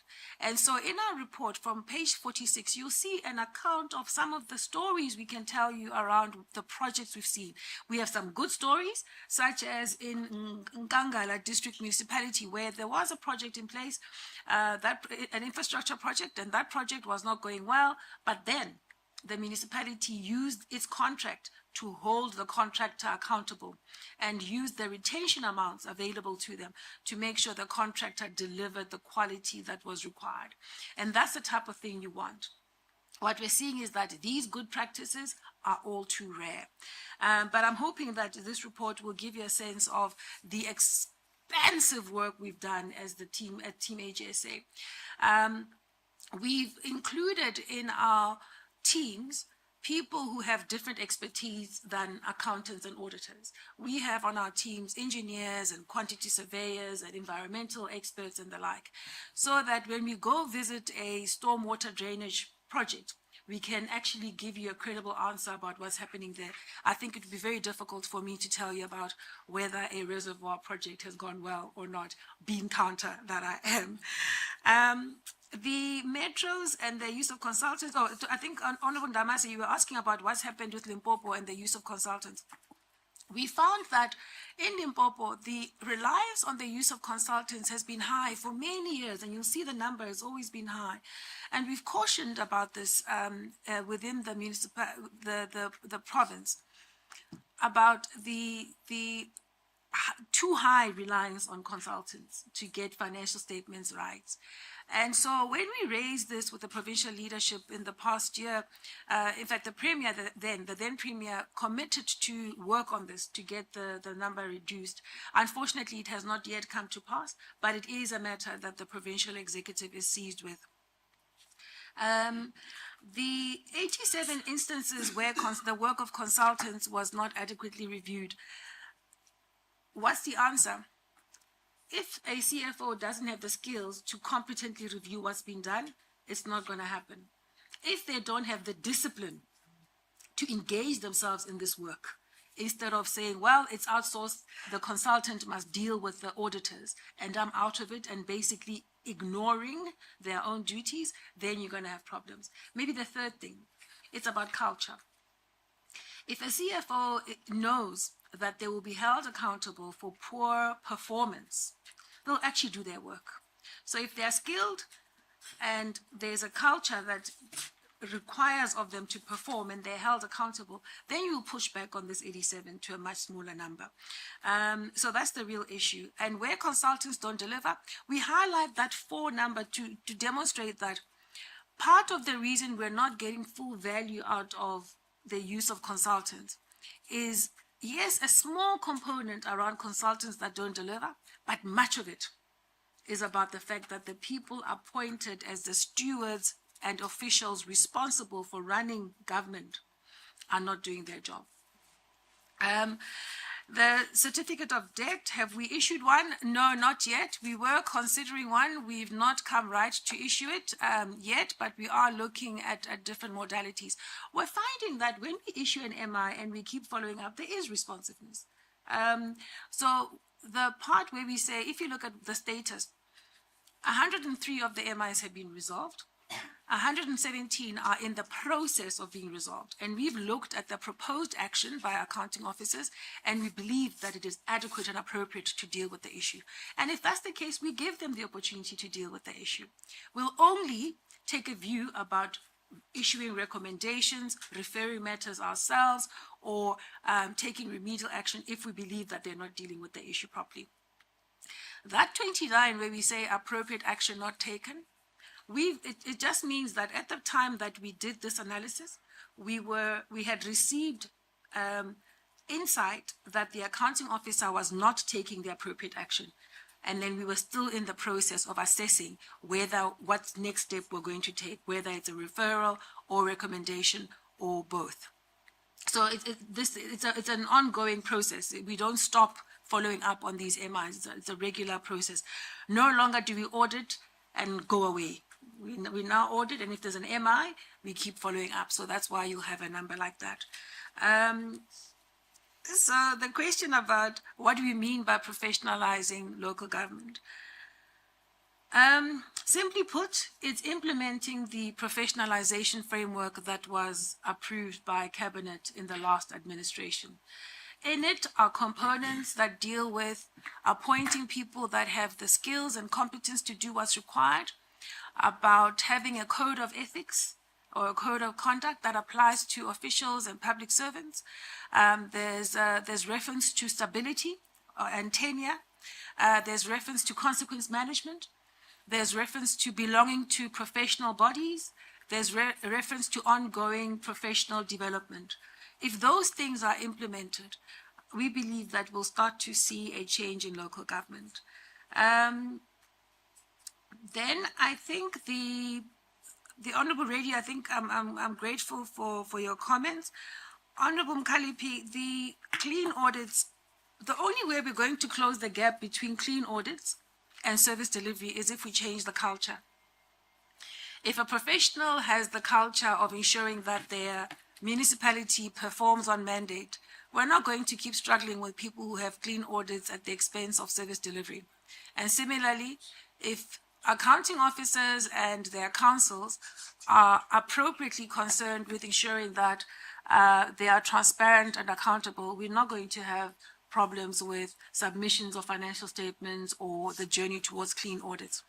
We believe that we've got to worry about the culture that embraces all of those things. We don't get to choose transparency and accountability and not perform. It doesn't work. You've got to do all of it. We've looked at the clean audits and we've looked at disclaimers on the other hand. And what we found is that the ones with the clean audits are where projects generally go well, and you'll see this in our report. We went to visit the projects of clean audits. Or if there's a problem, they detect it properly and they deal with it quickly. The ones with disclaimers are where the projects go unattended for too long and they're delayed, etc. So we can see a direct correlation between good governance from an audit point of view, but also delivery on the other side. The use of grants. The clean audit municipalities are more efficient and effective in using the grants in their hands as compared to the ones that have poorer audit outcomes. When we look at even visiting infrastructure assets such as wastewater treatment plants, we find more problems in municipalities that don't have clean audits than those that do. I'm hoping I've answered the question on the MIs and the consequence management issues. On real-time issue audits, did we win? I believe we won in terms of resource protection.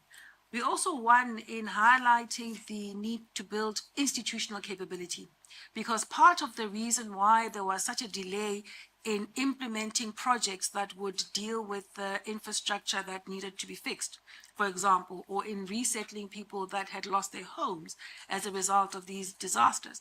Part of it was about not having adequate institutional capability within those municipalities to do their work. So I think it sharpened that insight. On the role of coordination, I'm glad the minister is here and the DG is here as well as the DM. They would be well positioned to deal with this.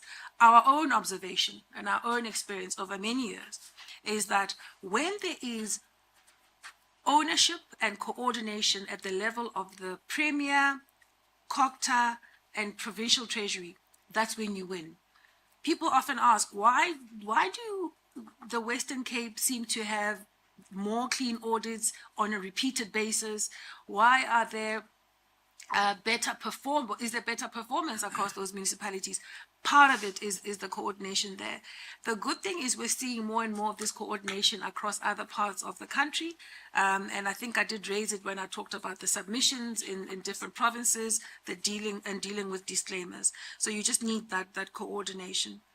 Then do we look at council resolutions? Yes, we do as part of our audit, as it's a normal part of it. The Honorable Labaskachni, the projects we visited were not all for unqualified. We chose some clean, some disclaimer, but we're deliberate about finding some in unqualified to drive the message that this space is uncomfortable and the continued neglect of service delivery imperatives actually has a detrimental impact on infrastructure and on service delivery. And then the role of internal audit. It's imperative that everyone in this ecosystem be seized with not just financial management, but performance management as well. So the AG should never be expected to go and visit every project 3 or 4 times a year. The institution should be building capability to ensure that somebody is monitoring a project regularly. An internal audit also goes to supplement what they're doing and check again so that they can pick up problems quickly as an institution and deal with them. It's no good waiting for the AG to come and look at things at the year end, at the end of the year.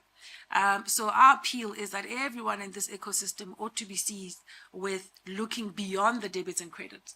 Our anxiety tends to be that when people get clean, unqualified audits, they kind of are left alone and nobody worries about how they are dealing with the other aspects of how they're running their affairs. And then Honorable Van Zyl, maybe there's just a few of the questions you had. Yes, BCM did go backwards, mainly because of internal controls issues, particularly in the area of procurement. And City of Tshwane, yes, was an adverse audit opinion before, and they've moved out of that, having dealt with a number of the misstatements we'd identified. We hope that they'll continue to move in the right direction.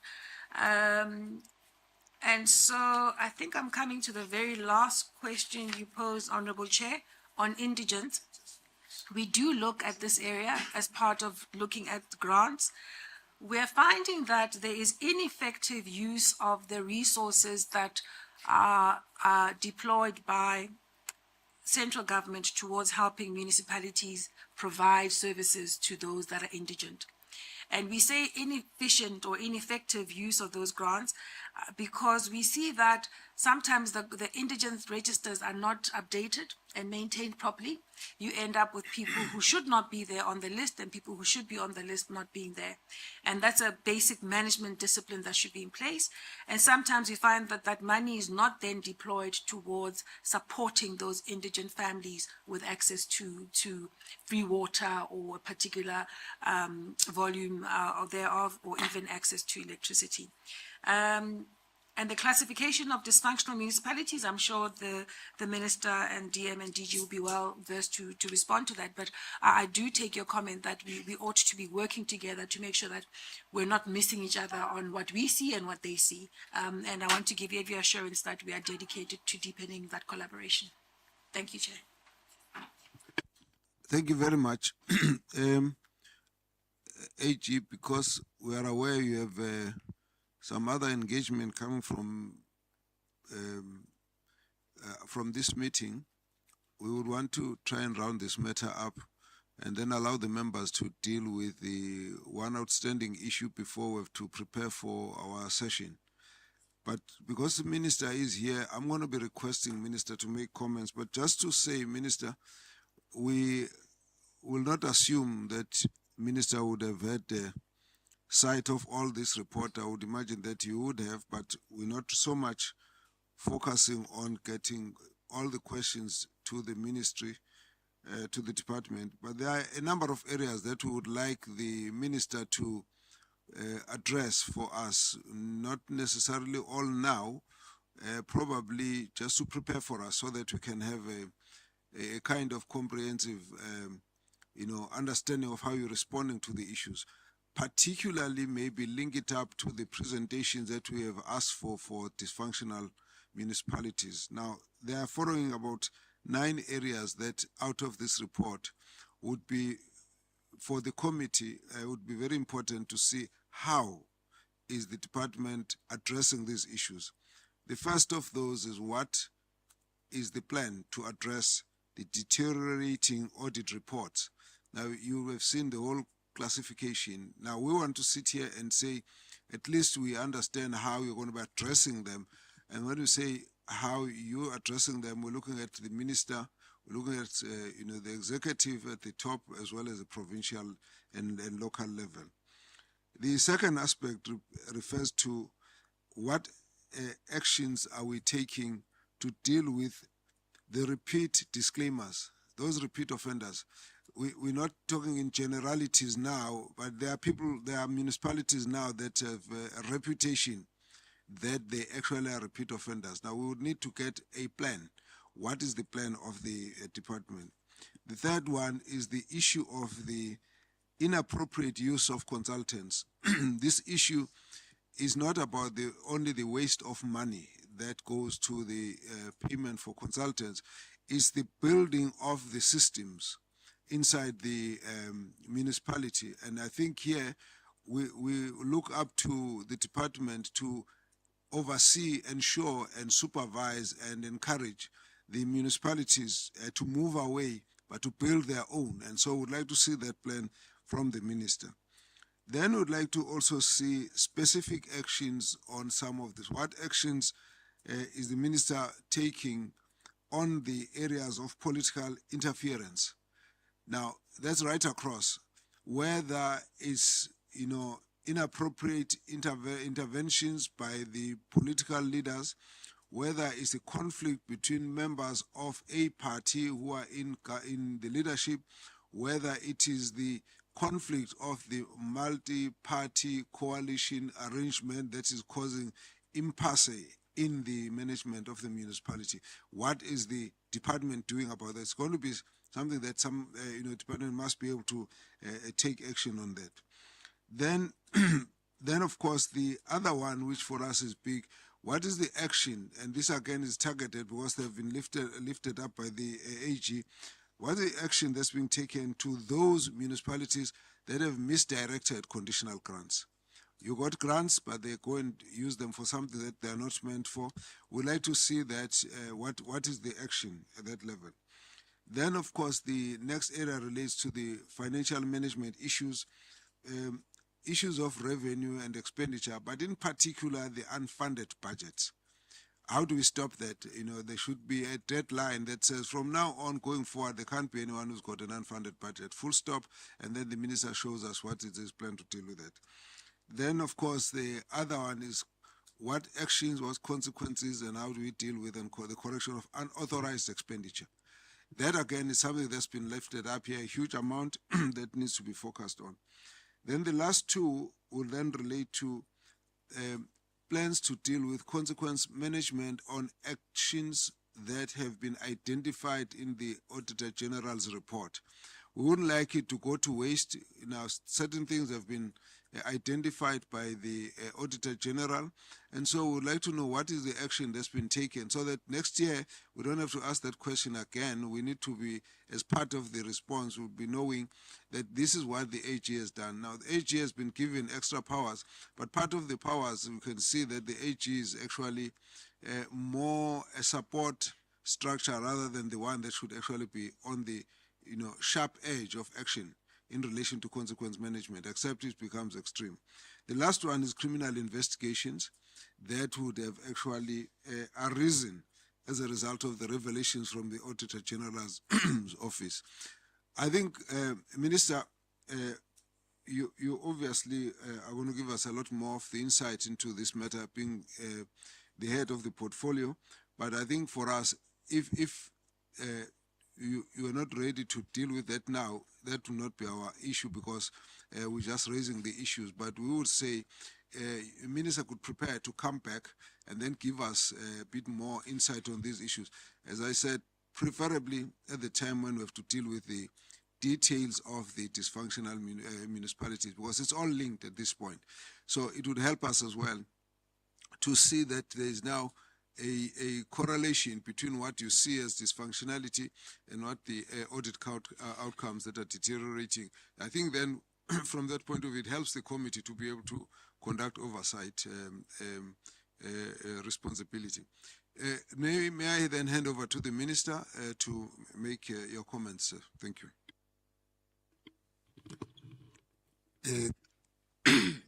Thank you very much, Honorable Chair Kawazela. Greetings to the Deputy Minister. Greetings to the Auditor General and her team, and greetings to the honorable members, the DG, and all senior managers present. Firstly, Honorable Chairperson, as our apology was recorded, if there is a cabinet committee, it is compulsory. As members will know, that is why we had to join late. And if it is on Wednesday, clashing with a cabinet meeting, it is compulsory on my side. That is why I couldn't make it last time, but the DM led the team.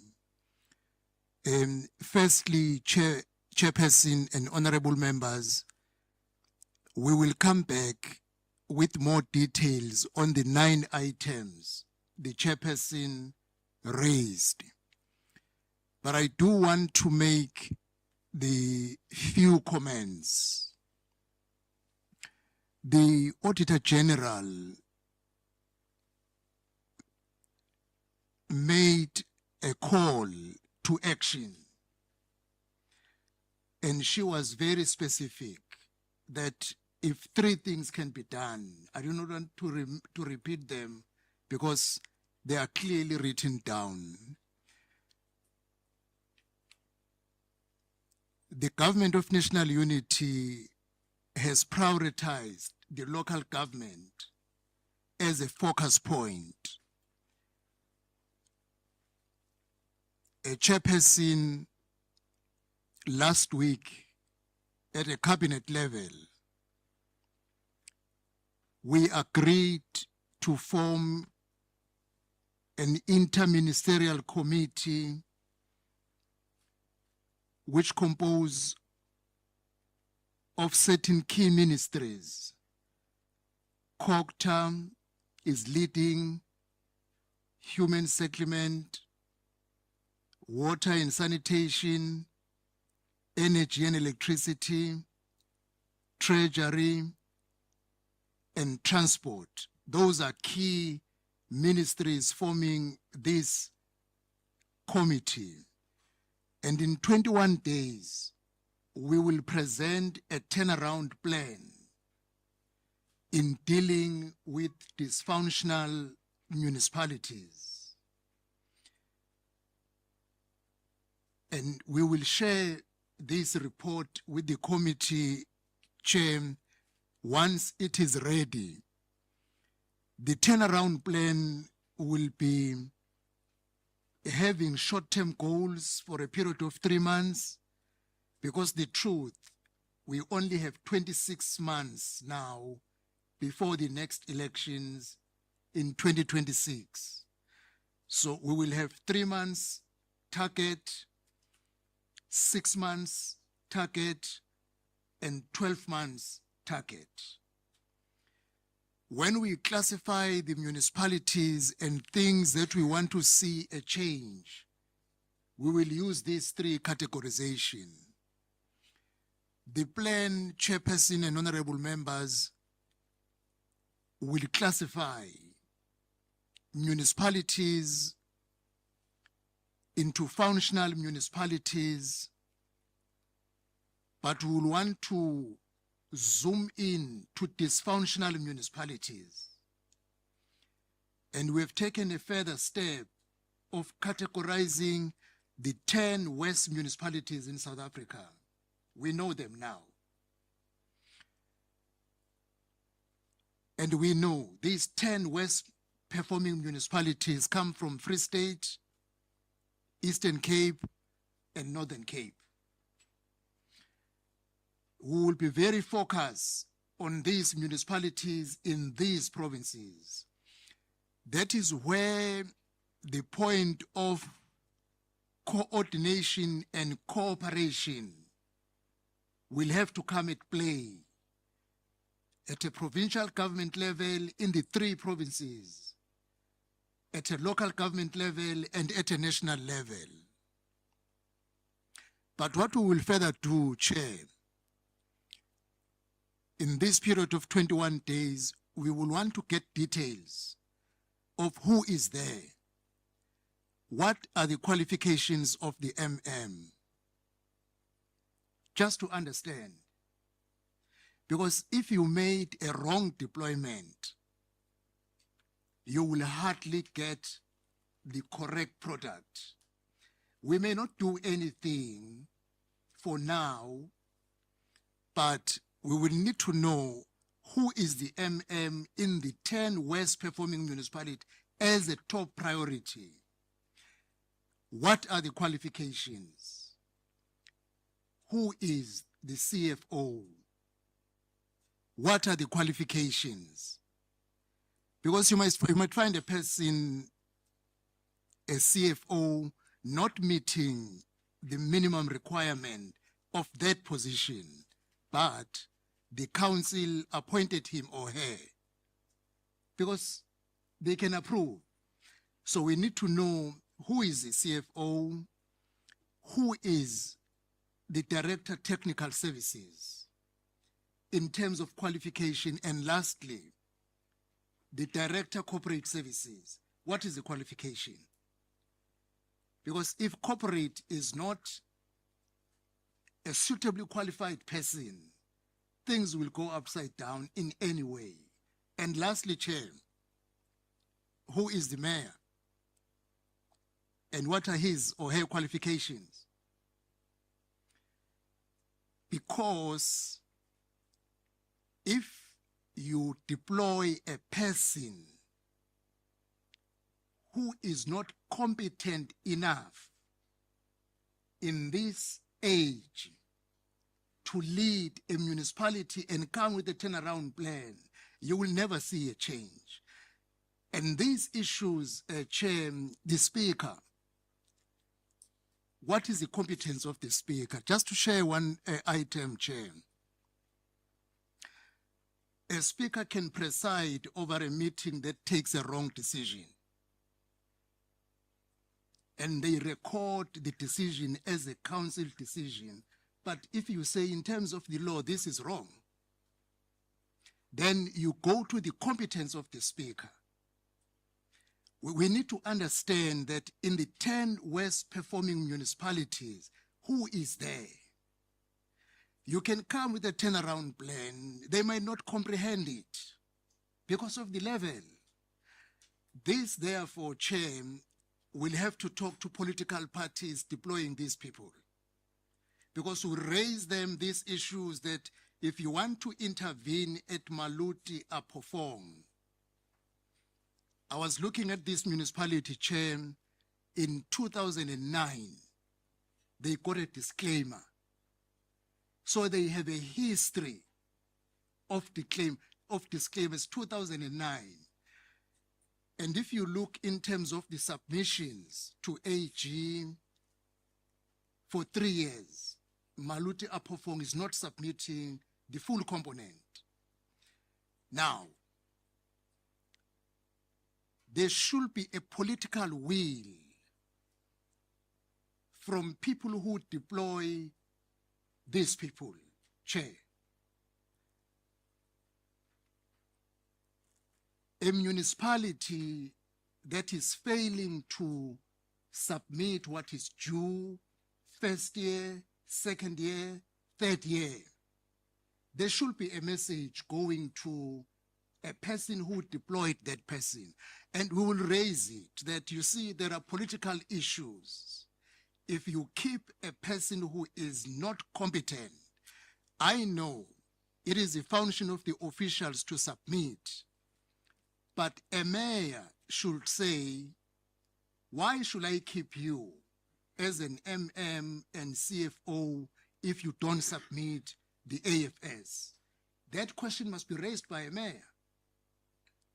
Because the mayor must say, if my party discharge me to do this job and I am failing and they withdraw me, but you will go first before I leave. If the mayor doesn't have that command, people are just relaxed. So now, Chair, there will need to be a political will at the end of the day. And we will raise this matter sharply that this is a turnaround plan, but it must be accompanied by a political will. We will need, Chair, the message that we will be conveying even to the Cabinet, to the Parliament, to this committee, that when it is time that we must be decisive, we must be decisive. Chair, you will know there is a municipality where the Cabinet resolved to deploy under Section 154 a Cabinet representative. The municipality is refusing to accept the person. Why do you allow them to do that?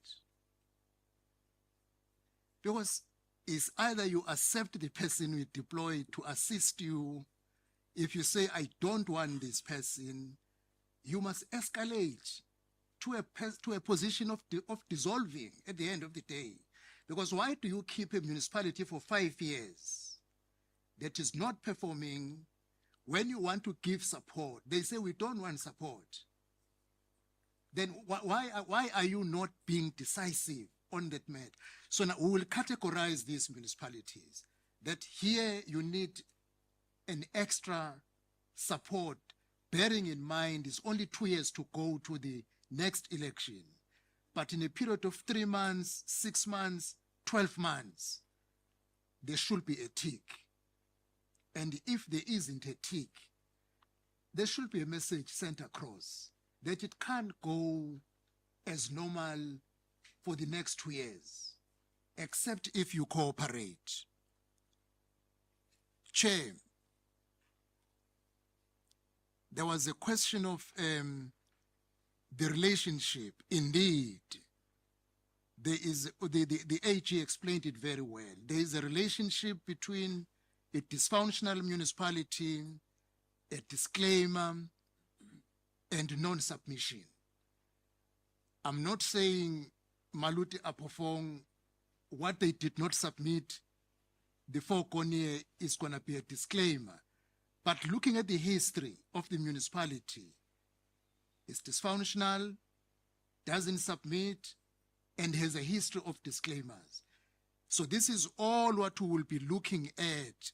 And the issue of the use of consultants, Chair, we will be guided by law, but we need to raise a question that why isn't there a clause to the consultants that if you don't deliver, what are we paying you for?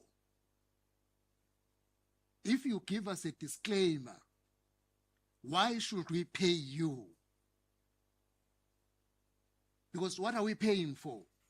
Now, in terms of the plan, Chair, on the question of the consultants, I think we will come back with a very informed position.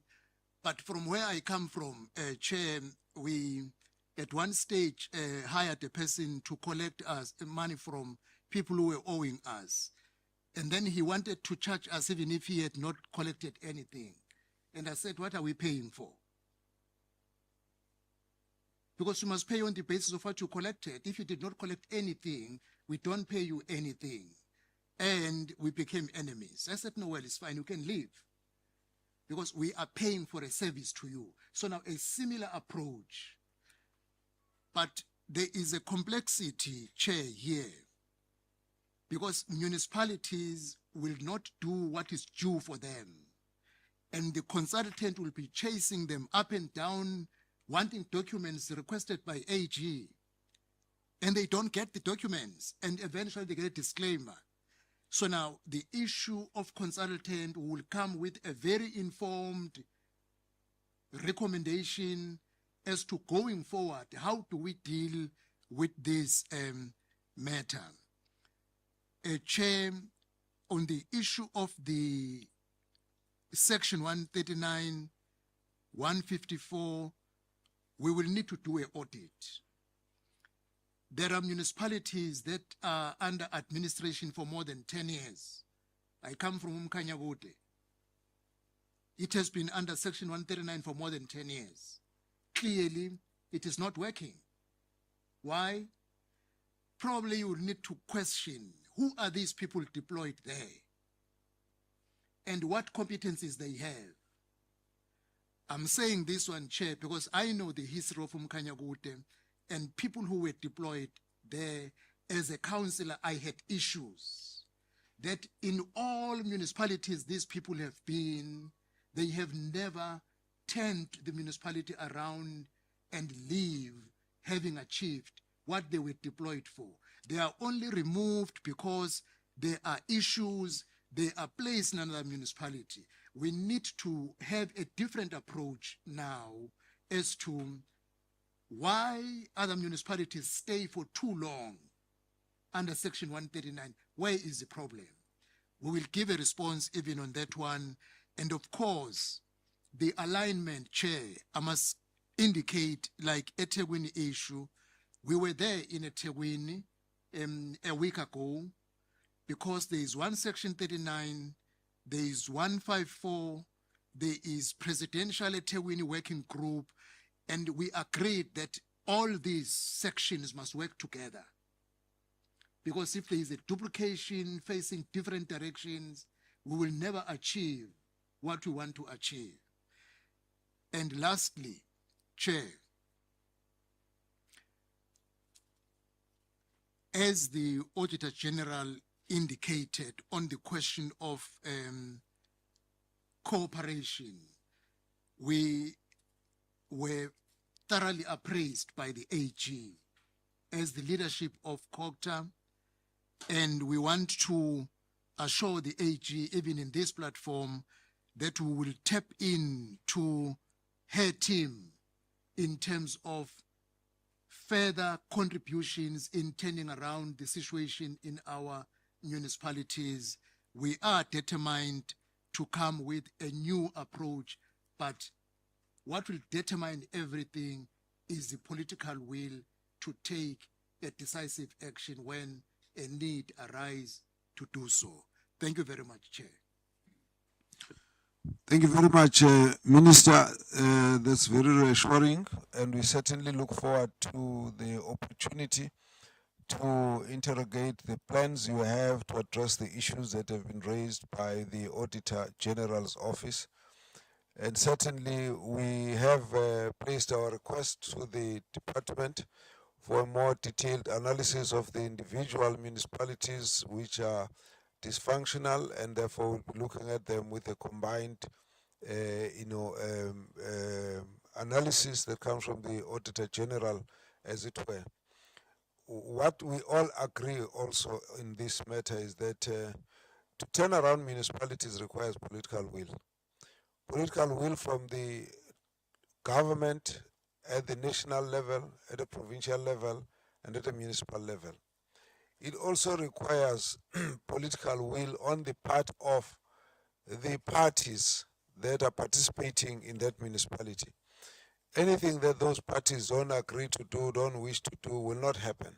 So no law you can pass unless those particular parties take responsibility themselves. So we are therefore determined as this committee excuse me, to give support to ensure that there is accountability on these matters, to ensure that there is consequence management, to ensure that there's a turnaround, because at the end of it, it's all in support of service delivery. Without these basics being in place, you don't expect service delivery. Therefore, you can't be surprised that there's a public discontent, there's a mass demonstration, there's a protest on the basis of service delivery, when in fact we've already got a warning from the Auditor General telling us that they are not managing properly. It's only just a matter of time before the public response on such issues. So we need to say, it needs to come to an end. We need to say that, by the time people have to come to an election next year, in 2 years' time, these issues have been addressed, and we must really face the real challenges of inadequate resources, not on the basis of mismanagement, maladministration, corruption, lack of political will, political interference. All of those things need to be eliminated as factors in the issue of service delivery. So we look forward to this interaction, Mr. Minister and your team. And thank you once again for your comments as well as your presence together with the Deputy Minister and the department. Let me take this opportunity now to... Just 1 minute, just 1 minute, Chair. I just omitted two things, just for sharing. Doing things differently. There is a municipality that requested us to concur. They want to be upgraded from category 2 to category 3. And we know the implication in terms of remuneration. They say they are collecting a lot of money. Their allocation is good now, but they adopted the unfunded budget. The council approved for the upgrade, the MEC concurred for the upgrade. And we said no. Firstly, adopt the funded budget and come with your request to be upgraded from category 2 to category 3. The point I'm trying to drive, Chair, we need to do things differently. If it has been a norm that if the council resolve, the MEC concurs, the minister must follow the suit, we are saying, no, we're not going to follow what is not right. We will differ if you do something that is not right until you come to us with something right and then you request our concurrence. I just wanted to share that one, that, you know, we will be not good people to those councillors, and I'm not sure whether the MEC came back because it's about 3 weeks ago. We said, no, this one, I'm not going to do it. They must do the right thing first before we upgrade them. Doing things differently. Thank you, Chair. Thank you very much, Minister. Let me then take this opportunity on behalf of the committee to thank the Auditor-General. Thank you for a very elucidating presentation, and thanks for being here yourself personally. We feel very special, I must say, but we must also say that we believe that for us to have the right frame of mind moving forward, we need to actually have the space to not just get a presentation, but also to raise questions and get answers from your side, so that as we move forward. On the other hand, of course, you also have to account to this parliament as well, and therefore to each and every one of those that have to deal with your report. We need to also look at how the institution itself is performing. So that for us has also been quite encouraging and quite satisfactory. So I'd like us to therefore release the Auditor General at this point. May I also just serve notice that we will be keeping the department to finish off the portion of the committee work program which we're supposed to do this this afternoon, but we also have pressure to go to Parliament. So I'm going to be releasing already Honorable Mkalipi as soon as she's made her initial comments. And then, of course, other members have moved out because we're preparing for the session. Members of the media, thank you very much. May we see all your reports out there in the public media, and I hope that you'll have been seeing the smiles of our members. They'll appear there. But from where we sit now, I don't know what the minister would like to do. But we just take a 5 minutes break to allow the changeover, and then we'll just proceed straight away after that.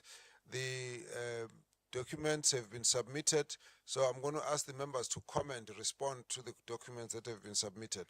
Thank you very much. We take a 5 minute stretch break, and thanks very much to the Auditor General and her team. Thank you.